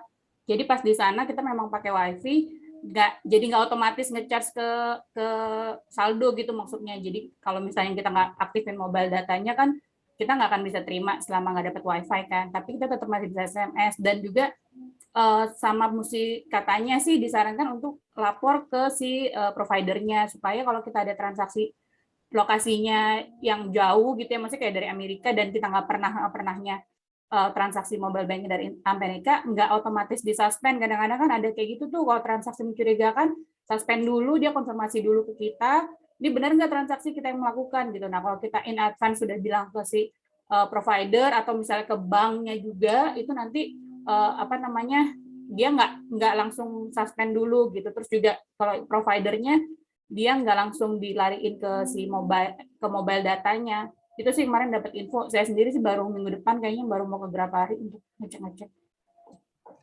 Oke, thank you. Berarti nambahin, halo. Kalau Telkomsel roamingnya mahal nggak ya? International roaming itu? Kalau untuk roaming mobile datanya mahal Mas, tapi katanya kalau untuk switch ke untuk telepon dan SMS-nya itu katanya per bulannya 100 ribuan gitu. Untuk basic service-nya 100.000 ya? Iya. Asal nggak ada yang nelpon ya? Kalau ada yang nelpon kena roaming ya? Ya di reject aja kalau di nelpon. Saya belum coba, ntar besok kalau saya dapat datanya saya update di grup ya. Khusus terima OTP aja kan berarti kan itu? Iya, maksudnya biar terima OTP-nya. Berarti harus dedicated satu HP ya untuk mobile banking kita. Kayaknya gitu ya, satu HP buat nomor Indonesia gitu. Nggak boleh dibuka. SIM card-nya nggak boleh dibuka, bukan? Benar-benar. Gimana? Itu kemarin Khaidir juga kayak gitu sih. Jadi kan di grup itu ada Khaidir ya, bisa nanya ke Khaidir juga. Jadi dia satu HP yang agak buluk itu dipakai buat itu. Soalnya buat HP juga, tadi kan mungkin yang ikut videonya at Amerika ada info soal HP yang nggak bisa dipakai tuh ya, yang si Mas siapa tadi Yoga itu siapa ya. Kalau saya dapat dari grup, lupa deh, pokoknya dapat dari grup-grup itu. Kalau misalnya untuk Samsung itu yang udah pasti bisa dipakai di sana tuh yang seri S. Seri di bawahnya S tuh memang belum tentu bisa, dan itu ada listnya, bisa kita googling juga sih. Jadi kalau saya sih memang tadinya mau ganti HP di sini, cuma karena nggak mau beli yang seri S, jadi saya mau ganti di sana untuk pakai nomor sana yang bundling sama HP biasa aja gitu. Tadi kan si Miss Santika kan juga bilang HP biasa selama bundlingnya di Amerika pasti bisa dipakai.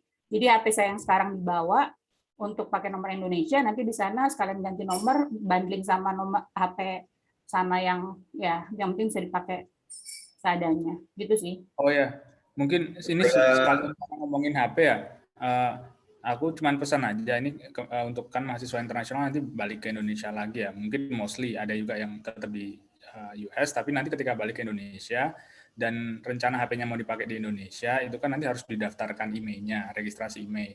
Nah itu nanti kita setiap penumpang itu dapat pembebasan $500. Jadi mau bawa HP, kalau yang HP-nya bisa diregistrasiin itu maksimal 1 orang 2. Jadi kalau mau bawa iPhone 3 ya yang satu nggak bisa diregistrasiin gitu. Jadi maksimal 2 gitu. Nah terus juga pembebasannya $500 gitu. Nah itu silahkan dipikirkan apakah mau beli HP di sana atau gimana-gimananya. Pokoknya 1 orang tuh dapat pembebasan maksimal $500 gitu. Jadi sama kalau nanti barang pindahan gitu. Jadi kayak kita selesai studi terus mau kirim barang di Indonesia, itu ada fasilitasnya juga. Jadi kita barang pindahan dari yang misalnya pegawai negeri atau pegawai tugas belajar atau orang yang habis kuliah di Amerika, itu bisa dikirim juga barangnya, dan itu dapat fasilitas untuk tidak dipungut biaya masuk dan pajak. dengan catatan itu kayak memang barang-barang bekas yang kita pakai, bukan kayak misalnya tiba-tiba di dalamnya ada sepeda motor gitu tuh nggak boleh, tapi kayak tiba buku lah apa kayak. Brompton. Nah itu kalau bekas ya bilang aja itu bekas dipakai di Amerika gitu. Tapi kalau baru terus ada kardusnya mengkilap-kilap itu nggak bekas ya siap-siap aja ntar dibayar. Kalau mau masuk bea cukai tunjukin aja name tag-nya Randy. Saya baru mau bilang, telepon aja Randy langsung, Ren. Itu kalau teman-teman yang pada belum punya iPhone, nanti mau berangkat ke sana supaya secure, kita berbondong-bondong pakai iPhone aja biar dapat diskon rame-rame. Gimana tuh? Saya yang golongan anti iPhone malah, Mas. Mas Bayu, makasih loh, Mas. Alasan Ini- ekonomi soalnya. Ini Xiaomi saya A1 A1 ternyata cuma satu frekuensi 1900 doang di mobile kan. Kalau ada Frekuensi satu, lain. kalau ada satu, insya Allah nggak masalah, Mas. Cuman ya itu. Ini tambahan teman-teman dari teman yang dari US. Untuk yang niat beli HP bundling, itu yang pertama kita mesti punya social security number. Dan itu nggak semua dapat. Terus sempat ada yang ngobrol dengan Mbak Dista, kalau nggak salah katanya visa J1 itu nggak bisa ngurus SSN. Ternyata nggak masalah. Itu bisa. Untuk kalau kata teman saya, sebenarnya itu lebih bagus beli handphone di Indonesia. Karena kalau kita beli yang bundling, itu nanti pilihan paketnya terbatas, dikasihnya paket yang mahal. Apalagi orang-orang yang mayoritasnya itu di kampus dan di rumah yang udah wifi, kita nggak butuh paket data yang gede-gede. Jadi ya trade off-nya gitu sih kalau mau bundling. Maksudnya ya memang lebih murah handphonenya, tapi paket plan datanya jadi lebih mahal. Seperti itu. Ya lalu ini saya baru dapat info waktu pas wawancara visa, ketemu orang yang dari US juga, dipastiin rekening di Indonesia itu aktif. Soalnya kalau nggak ada transaksi nanti dia freeze. Kalau dari saya pribadi itu ya setiap bulan saya, karena pakainya kartu Telkomsel yang lama aja ya, setiap bulan saya isiin pulsa 25.000, biar ada transaksi aja gitu di rekeningnya. Tuh teman-teman. Mau nambahin juga terkait yang beli HP itu ya, kalau misalkan beli HP cash itu sebenarnya nggak butuh SSN. Tapi kalau misalkan beli HP tapi dicicil, apapun barang yang mau dibeli, tapi itu kalau bisa dicicil pasti butuh SSN. Nah SSN itu kan pasti ada syaratnya juga. Jadi perlu diperhatikan juga. Kalau misalnya cash ya nggak apa-apa. Kalau misalkan ada uang berlebih silakan. Jadi nggak butuh SSN juga. Itu sih yang bisa Di negara tujuan barangkali ada info ini yang udah berlangganan family, nanti tinggal nambah SIM card. Satu family misalnya $120, makin banyak orangnya yang ikut, per orangnya jadi makin murah. Mungkin ada yang kayak gitu, T-Mobile kalau nggak salah ada yang gitu.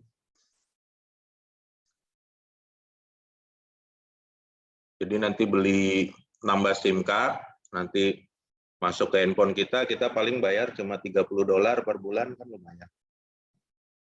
Datanya juga nggak besar-besar.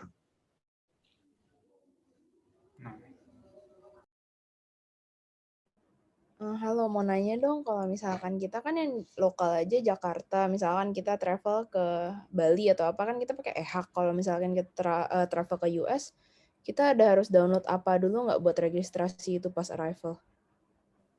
Oke. Ini Mbak, kalau yang dari aku pernah nanya ke maskapai.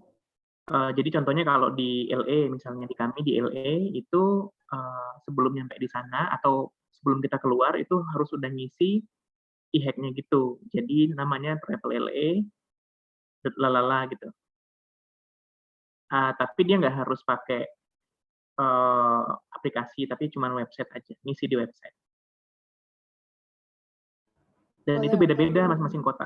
Kalau yang ke Chicago ada nggak ya? Website-nya apa ya?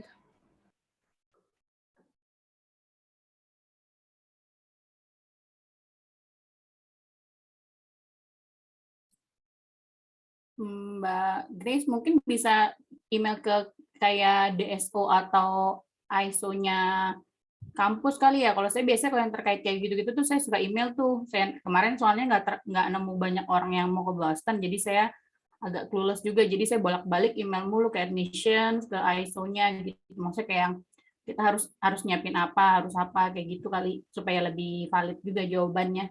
Biasanya sih mereka helpful sih kalau misalnya kita bertanya soal apa-apa gitu.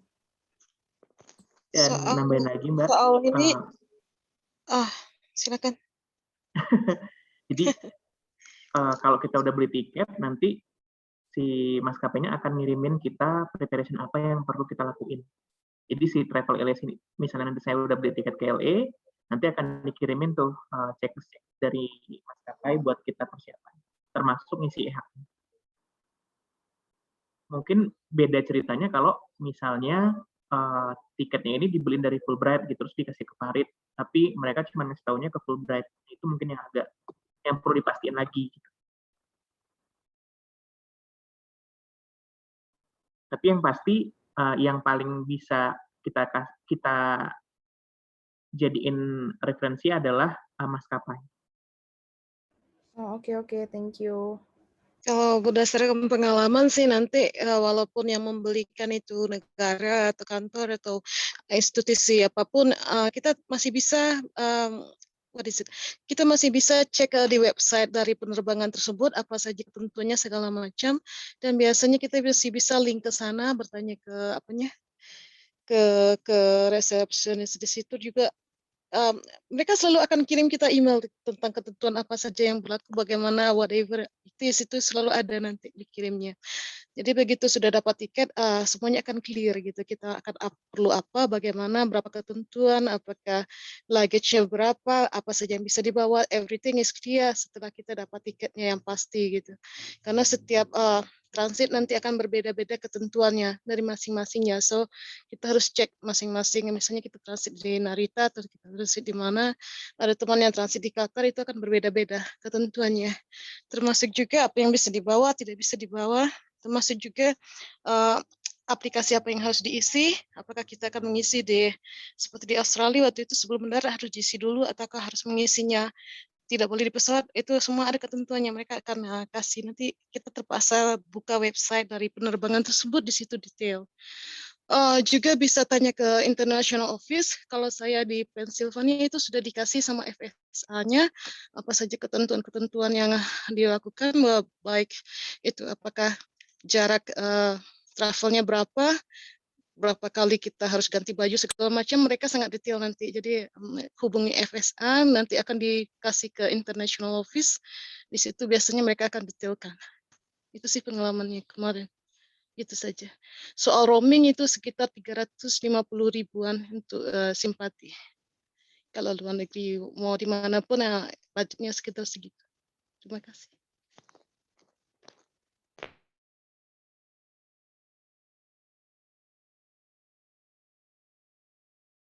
Boleh buka pertanyaan baru nggak ya?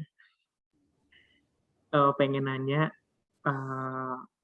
tadi sempat kelewat pas waktu di PDO mengenai yang J2 dependent, itu mungkin tadi ada yang merhatiin, soalnya tadi aku kelewat, itu mengenai keberangkatan J2 untuk kapan bolehnya, soalnya kalau nggak salah di DS itu disebut separate arrival gitu.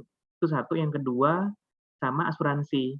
Ada yang bisa share nggak ya tadi di PDO mengenai dependent, keberangkatan dan asuransi? Mas Agil, kalau yang kemarin waktu PDO-nya bareng Fulbright itu disampaikan kalau yang dependent menyusulnya setelah 1 semester yang Mas Agil berangkat gitu. Oh. Kalaupun kemarin untuk asuransi juga ada sih Mas, cuman saya kok nggak hafal ya. Jadi ada perlu asuransi apa saja yang harganya berapa gitu juga kemarin sempat di-share. Cuman kok saya nggak hafal waktu itu, sorry. Nambahin dikit Mas Agil. Halo? Gimana ya? Ya Mas, kedengeran. Oh, iya. Ya, di DS kan memang harus di sana ya. Kalau yang buat J2 itu separate gitu ya. Kita setelah harus terpisah. Cuman temanku yang di Lima tuh udah datang, udah nyampe sana, dia bersama istrinya, bareng juga nggak apa-apa, walaupun di J2 istrinya juga tulisannya seperti itu.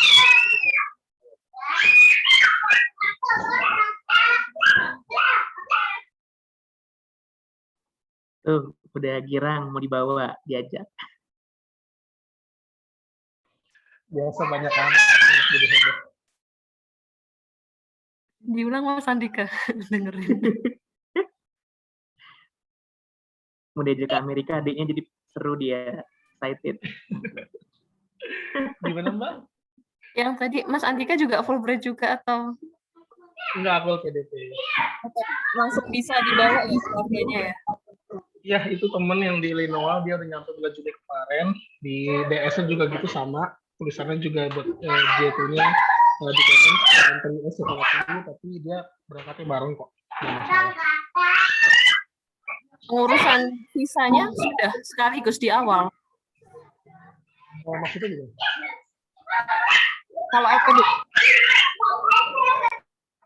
Kalau LPDP mempersilahkan untuk mengurus visa dependennya itu sedari awal. Iya Mbak, saya bantuin jawab ya, walaupun saya nggak bawa dependen. Iya Mbak.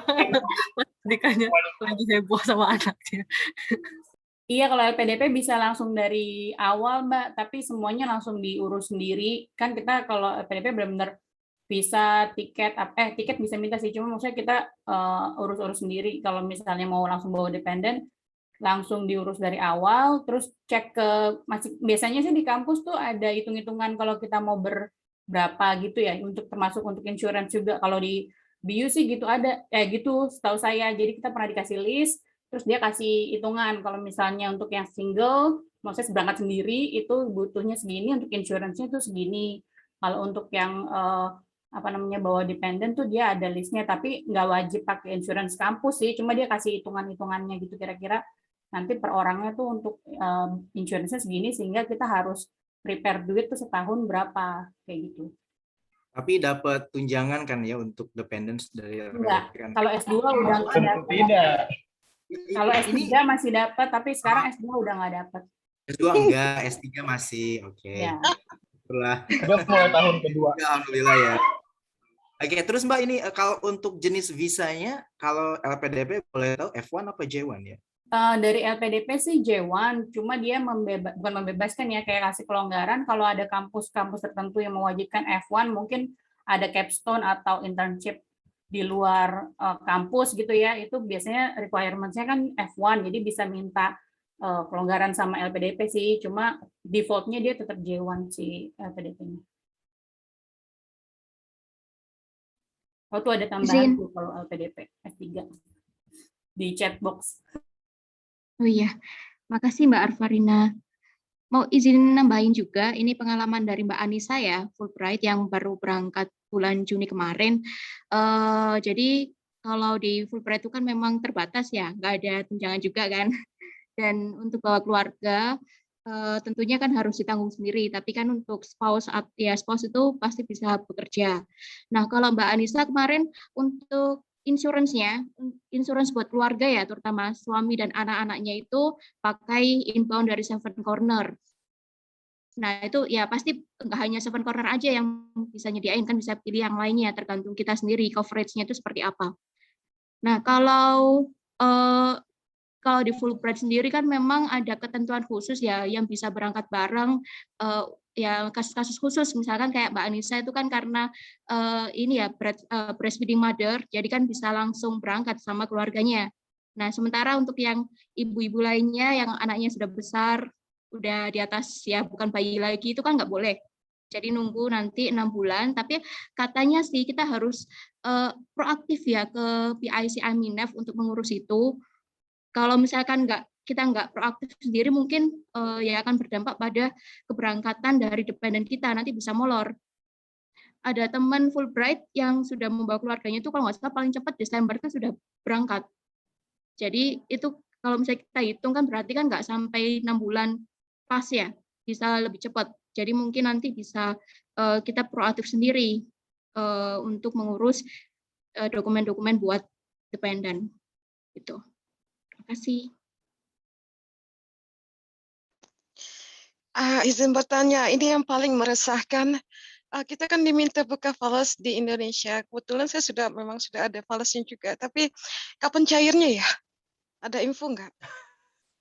Nah itu dia pertanyaan yang Permasalahannya kan ya. Sebelum tanggal grande 9 ya. Kita sampai Amerikanya tanggal 9.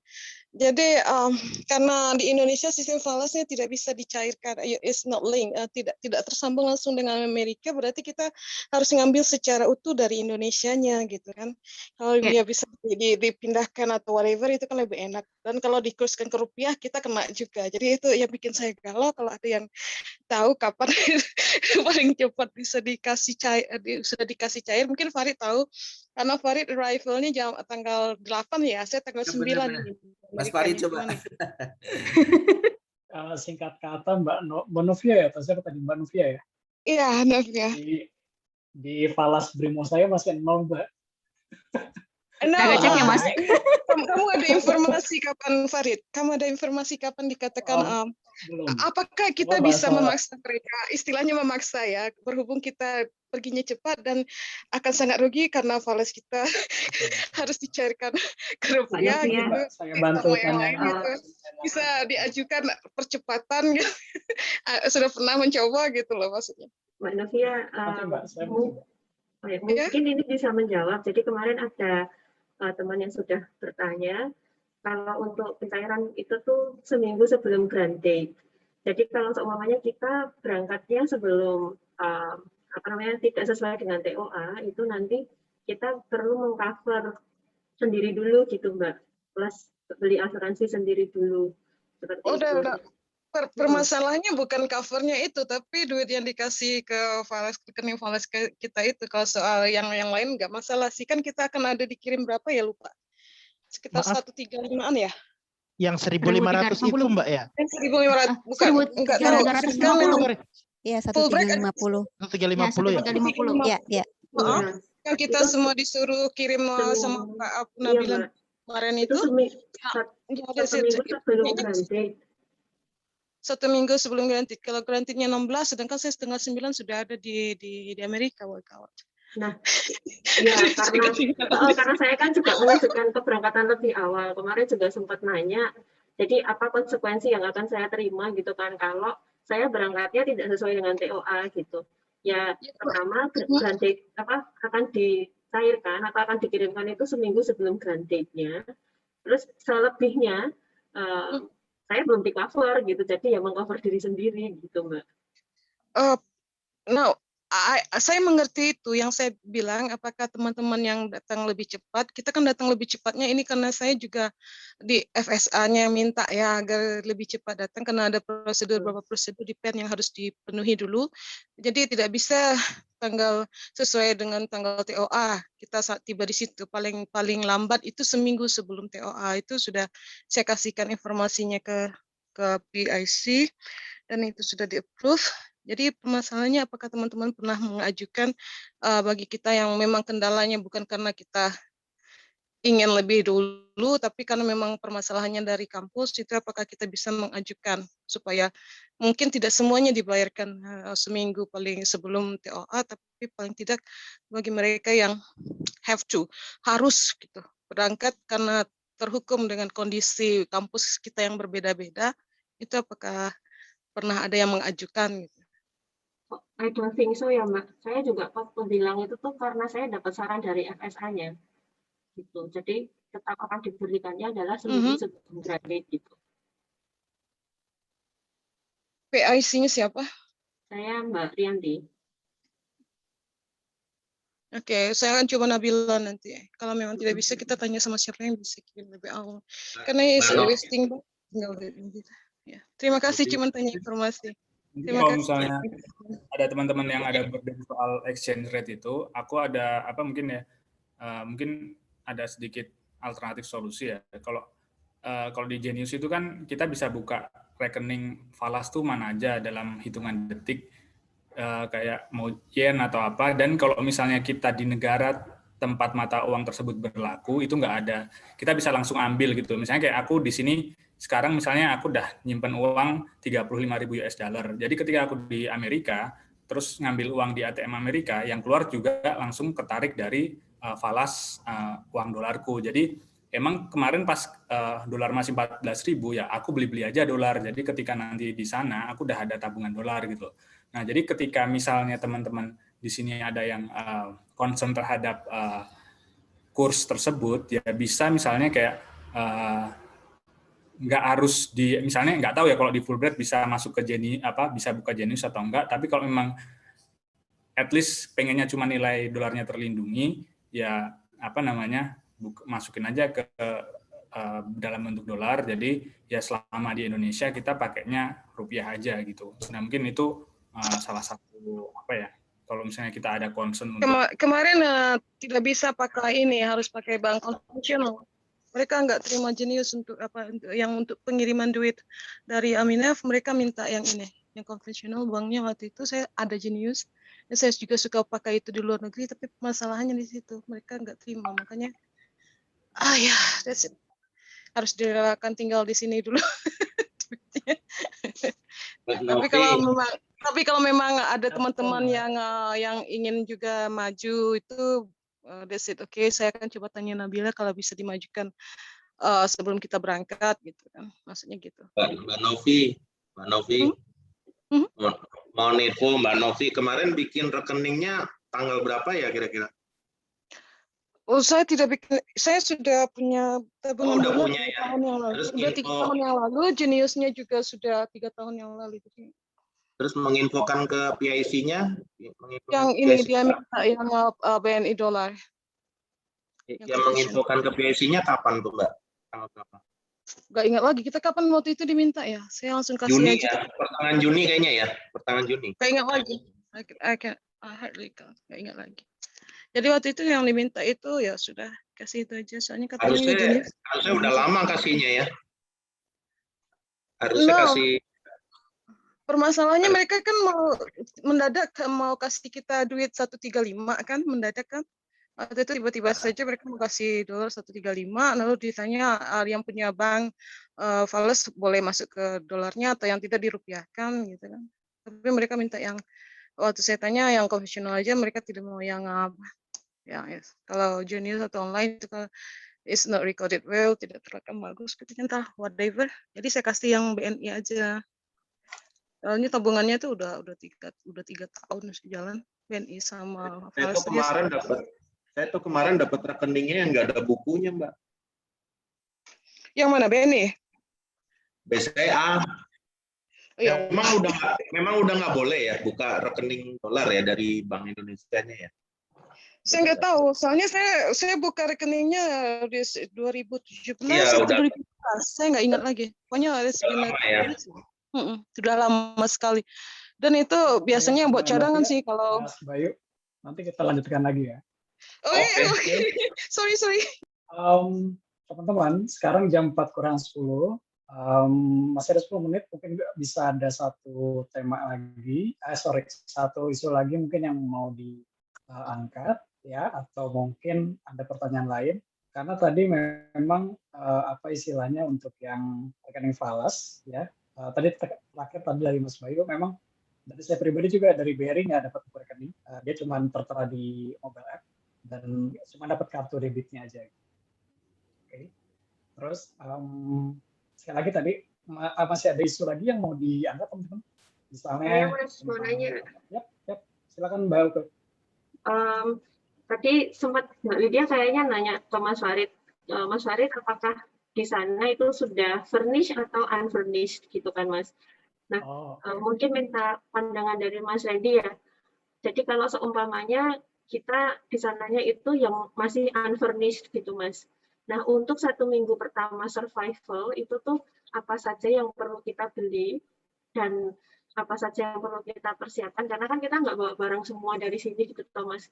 Kayak saya bayangannya gini, masuk ke kos-kosan tapi kosongan gitu Mas. Kan belum ada untuk ngerebus air ya kan Mas, mau masak juga nggak bisa gitu. Jadi maksudnya first week untuk survive-nya itu apa saja yang esensial untuk dilakukan gitu. Terima kasih Mas. Oke Mbak Uke, menarik nih teman-teman. Ada nggak yang bisa bantu sharing? Kalau aku pribadi, Oh, saya ada pengalaman karena suka keliling-keliling. itu sudah Nah, ini biasanya saya bawa travel kit. Travel kitnya itu maksudnya portable travel kit, electronic portable travel kit. Di situ ada peralatan elektronik yang untuk bisa memasak secara traveling. Jadi dia sudah bisa untuk masak air, bisa masak nasi, bisa menggoreng segala macam. Mbaknya bisa lihat di ini deh, di Shopee sudah ada, saya lihat di Shopee Indonesia yang jual. Itu wattnya dikit dan bisa dipakai di hotel, juga bisa dipakai di kos-kosan. Kalau travelingnya hanya untuk 1 minggu, biasanya saya pakai itu aja. Jadi cari tempat yang kosongan, kita pakai itu aja untuk masak. Yang biasa anak pencinta alam pasti tahu itu kayak electric cooker, dia kayak apa namanya, kayak listing tingkat, tapi dia elektronik. Itu sangat kecil, besarnya cuma seini, satu tas kosmetik kecil itu. Jadi itu Anda bisa masak di situ, bisa goreng di situ, bisa kukus di situ. Yang suka pergi haji juga bisa. Yang pergi haji, tanya aja ke toko elektronik untuk masak haji. Mereka sudah ada itu sekalian. Jadi wattnya juga bisa ini, ya, terus segala macam. Itu yang bagusnya. Kalau yang mau praktis bisa beli yang ini aja, yang untuk listing model pencinta alam, itu juga bisa ada cok listriknya. Jadi bisa pakai itu, biasanya di hotel juga nggak dipermasalahkan ya, bukan hotel besar ya, hotel budget itu nggak dipermasalahkan juga, itu untuk kosongan. Kalau untuk masak harganya sekitar 350 sampai 500 ribuan. Itu ada di seluruh toko elektronik sih, ada sih. Paling gampang bilang aja, saya ingin potting haji, potting yang untuk masak untuk jemaah haji, mereka biasanya nyediain itu lebih Mungkin murah. sebelum itu bisa dipastikan dulu ya, itu unfurnished, benar-benar unfurnished, atau misalnya semi furnished. Kadang-kadang yang unfurnished itu cuman kamarnya doang, misalnya gitu shared apartment gitu ya, jadi kamarnya kosongan, tapi di dapurnya udah ada peralatan dapurnya. Jadi kalau misalnya udah ada stove dan sebagainya, kan berarti itu bukan lagi jadi concern kita ya. Nah itu yang harus dipastikan dulu, apakah dilihat apa fasilitasnya, apa utilitasnya itu apa, termasuk juga ini mungkin nanti yang masih sambil nyari housing, dilihat apakah biaya rent per bulannya itu sudah termasuk listrik dan juga apa namanya gas atau belum. Nah itu juga perlu diperhatikan. Nah kalau misalnya memang unfurnished, itu selain makan, hal yang penting itu kan adalah tempat tidur. Kayak ya masa mau tidur di lantai gitu kan. Nah itu antara memang mau beli di sana, atau ada juga orang yang memang kayak udah beberapa kali keluar negeri, jadi yang dia bawa adalah kasur kasur angin gitu. Jadi selama dia belum dapat tempat tidur yang layak, dia akan beli kasur angin yang kalau nggak dibikin gitu kan tipis banget. Nah terus dia dia bawa itu dari Indonesia. Jadi yang dibawa yang berat ya cuman itu aja, sama dia pakai guling yang masih udah divakum itu loh. Jadi karena di sana susah nyari guling, jadi akhirnya dia bawa kasur dan guling. Nah kalau misalnya hal-hal selain itu ya tadi dipastikan dulu apakah benar-benar nggak ada barangnya sama sekali, atau sebenarnya untuk yang di ruang bersamanya itu sudah ada. Jadi karena kayak kalau mau beli macam-macam, ternyata sebenarnya di sana udah ada, ya kayak cuman menambah beban pikiran kita kan. Jadi sebelum decision making kita cari informasi yang detail dulu aja gitu. Thank you. Tambahan juga di sana dia ada 2 jenis. Ada yang unfurnished, benar-benar tidak ada kosongan, tapi the landlordnya itu punya istilahnya packing, jadi Mbak bisa ngambil packing, apakah mau pinjam barang mereka dulu untuk 1 atau 2 minggu, biasanya mereka menyediakan. Kemudian juga ada yang kosongan, tapi mereka menyediakan main kitchen di situ, semuanya bisa pakai kitchennya sama rame-rame, bisa pakai stove segala macam rame-rame di situ. Mereka juga ada yang menyediakan sleeping bag atau tempat kasur lipat segala macam, bisa pinjam ke landlordnya, termasuk juga nanti bisa sewa heater segala macam, nanti akan ditotal, jadi nggak mahal-mahal amat, palingan pengeluaran $100 lah dalam waktu 3 hari kayak itu. Hitungannya seperti itu mereka biasanya. Kemudian kosongannya juga ada, nanti yang kalau mau mereka belikan biasanya mereka bisa menyediakan gitu. Jadi dia kosongan tapi kamu bisa rent sama mereka barang-barang yang kamu butuhkan kayak gitu. Jadi tanya lebih spesifik aja. Gitu aja. Terima kasih. Ya, sama ini kalau aku nggak tahu ya yang teman-teman yang di perkampungan gimana, tapi kalau di New York tuh kan bisa juga kita sewa sofa, AC dan sebagainya berbasis bulanan. Jadi kalau misalnya benar-benar kosong belum gitu, kita bisa nyewa di apa? Kita bisa nyewa ada tempat buat sewanya gitu. Termasuk ya sofa itu kan kita, karena kalau misalnya selesai nyewa kan barang-barang itu kan juga harus pergi dari tempat itu kan kalau misalnya awalnya memang kosongan. Jadi ada yang memilih untuk menyewa dan memang sudah ada orang yang melihat peluang itu dan menyewakan bahkan termasuk kayak sofa terus kemudian alat-alat yang lainnya. Thank you. Ya itu benar itu. Teman saya cuma nyewa untuk seminggu, setelah itu seperti film-film action, dia sewa semua yang bagus-bagus, nanti kan terbayar, habis itu dia pergi. Jadi nggak usah dipusingkan kalau kosongan. Banyak yang itu. Tapi kalau di daerah biasanya landlord-nya sudah punya stok itu. Dia tahu Anda akan butuh itu. Aku mau nanya satu boleh nggak? Aku ini yang belum ke ini teman-teman kan kalau di sana nanti mungkin kita banyak di kampus kan bahas suatu hal gitu kan ya. Nah terus teman-teman udah nyiapin belum sih kayak data-data atau bahan-bahan yang kita akan bawa dari sini atau mungkin menghubungin teman-teman yang bisa jadi sumber data-data kayak gitu. Terus juga kayak persiapan mungkin kayak gue nggak ngerti soal riset, ya nggak bagus-bagus banget lah soal riset itu teman-teman nyiapinnya gimana sih? Gue kayak agak insecure gitu sih sebenarnya. Thank you. Terima kasih. Mungkin saya bisa tambahkan kalau soal itu, yang paling penting untuk research di Amerika, karena kita di situ kan first year itu tahun pertama kita akan digodok banget itu tentang seluruh materi dan segala hal tentang research. Yang paling penting dipersiapkan itu adalah daftar list teman yang bisa dihubungi di Indonesia maupun di luar negeri. Kemudian your narasumber yang ada di Indonesia dan di luar Indonesia itu silakan Anda buat daftarnya terlebih dahulu di Indonesia. Nanti sebelum berangkat, you try to contact orang-orang yang menjadi narasumber Anda di situ, termasuk juga siapa yang akan membantu mengambil data di Indonesia segala macam. Jadi nanti pas di sana mereka hanya kirim-kirim data lewat email segala macam seperti itu. Karena kemungkinan untuk pergi-pergi keluar kita nanti itu sekitar tahun kedua atau ketiga. Jadi yang paling penting kita siapkan itu adalah list alamat, email, surel segala macam yang bisa kita kontak orang tersebut. Soal riset dan segala macam kemarin itu dari profesor saya, dia bilang aman, soalnya mereka akan menyediakan banyak dan kemungkinan data kita atau penelitian kita akan sangat berbeda dengan apa yang kita polakan di Indonesia. Jadi yang perlu kita siapkan adalah orang-orang yang bisa membantu kita di Indonesia daripada kita menyiapkan bahan-bahannya sangat banyak yang akannya nanti bikin pusing atau bikin kacau cara mereka mengajar di sana. Itu sih kesimpulannya kemarin waktu ngomong sama profesornya. Terima kasih. Terima kasih Mbak Novia. Teman-teman. Kemarin kebetulan kalau di Kentucky kan ada beberapa yang lagi PhD juga, baik dari Kementerian Keuangan atau dari Fulbright yang lanjut maksudnya.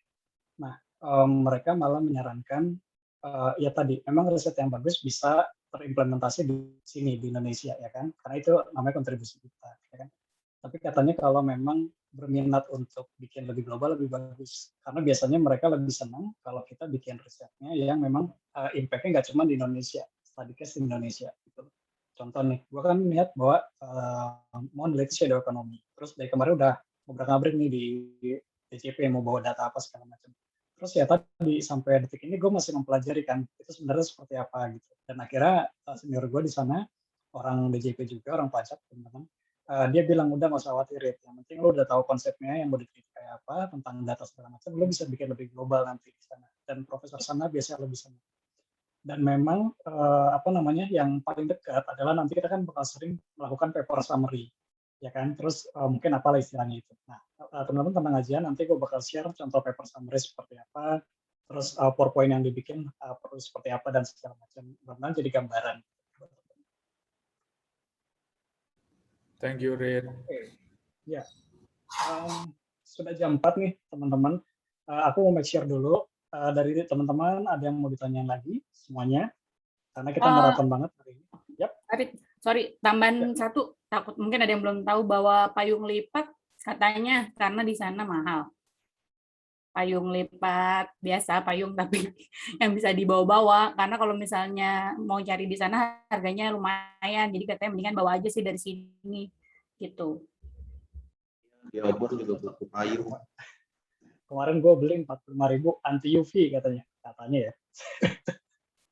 Beli yang anti malu payungnya. Yang kalau satu hal yang harus diingat itu material dari payung itu akan berbeda ya, kayak pengalaman waktu di New Zealand dulu baru saat sampai di situ dengan kami yang beratnya sekitar 60 kg itu bisa diterbangkan dengan mudah walaupun sudah berpegangan dengan yang beratnya 80 dan 10 kg dan 100 kg.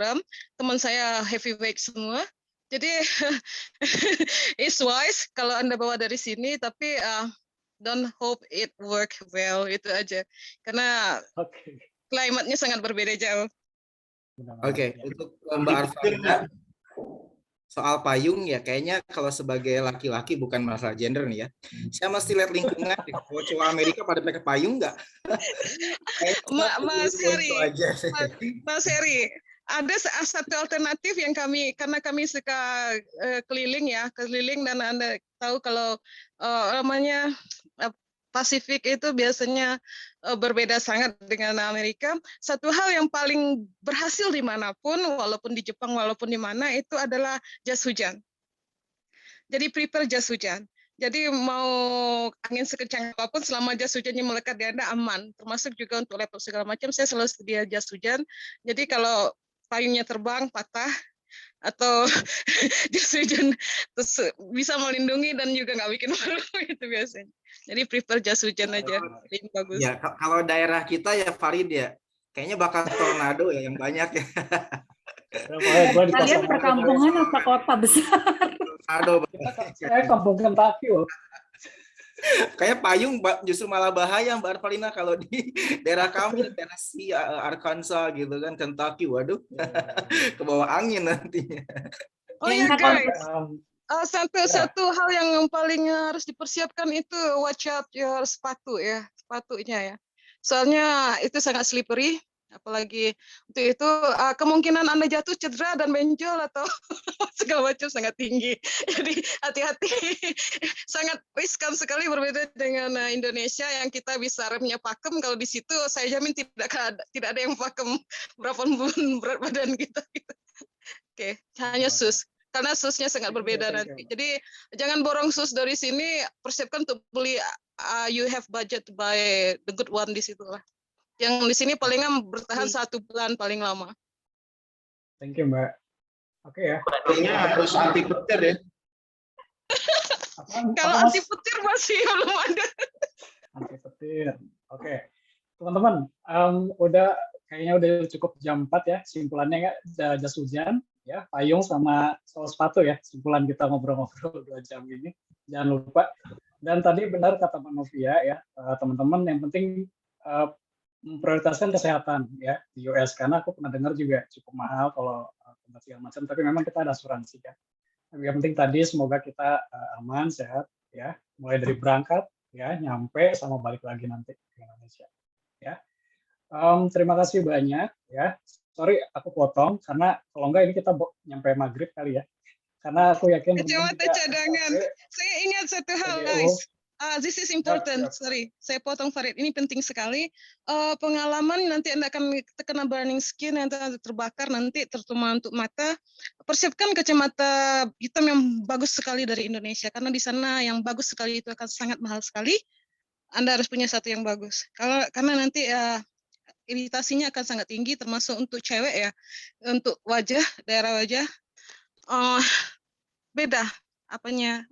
Mataharinya beda. Itu sangat perih. Banyak teman yang luka bakar jadinya di muka, di mata segala macam. Jadi kalau kita beli yang standar-standar aja kacamata di sini, budgetnya harus benar-benar beli satu yang bagus. Soalnya kalau di sini mahal sekali sunglassesnya. Satu aja cukup, tapi bagus. Thank you, sorry. Ya, teman-teman nanti kalau ini juga bagus dari Manovia, ada kacamata dan segala macam nanti. Pokoknya kalau ada susulan-susulan tips yang kita belum sempat ngobrolin ya, karena ini bakal seru banget, silakan di grup masing-masing di list ya. Nanti aku bisa dibilang LO-nya lah ya, aku bakal tukerin tuh semuanya ya. Mudah-mudahan makin lengkap checklist kita ya, makin ngerasa aman dan gak insecure lagi. Sekali lagi berangkat, nyampe dan nanti balik lagi ke Malaysia. Ya. Makasih banyak waktunya teman-teman ya. Makasih banyak Mas Farid. Ya, foto dulu lah. Semuanya. Oh iyalah, ini aku lihat nama-nama doang nih. Boleh nggak sih dinyalain bentar? Foto dong. Saya di daerah kalau dihidupin Iya, videonya. iya. Maklum. Ayo foto. Oke ya. Mohon izin dinyalain dulu semuanya buat kenang-kenangan kapan lagi ya kan. Tapi nanti ketemu lagi di US kan, satu state ya dan segala macam ya. Oke. Nyisir dulu, nyisir. Ya boleh, bentar ya. Oke, siap ya. Ada 2 page nih teman-teman. Sorry ya, saya pakai itu aja. Oke, nggak apa-apa Mbak. Udah fotonya juga tapi nggak gerak tapi. Oke ya. 1, 2, 3. Oke, wait. Sekali lagi, tes 2. 1, 2, 3. Oke, thank you guys. Oh Semuanya iya, ya. sebelum lupa Mas, saya nggak penting sih mungkin. Saya bawa bendera merah putih buat properti kalau Sama, foto. Mas. Sama Mas, kali diminta 17-an aku di sana, Nah ya. iya. Sama, Bawa sama. Aku bendera. juga bawa. Tenang aja, Mas. Oke, thank you ya semuanya ya. Selamat menikmati weekend yang tersisa ya. Nanti Mas Farid share PPT yang udah ada. Terima kasih Pasti. share-nya. Ini sudah di-share, nanti dilengkapin lagi tips-tipsnya ya. Oke, Teman-teman siap. nanti kalau ada susul-susulan silakan di list ya. Nanti aku bantu. Mas Farid dan teman-teman semuanya. Makasih banyak Mas Oke, Farid. Mas Irfan.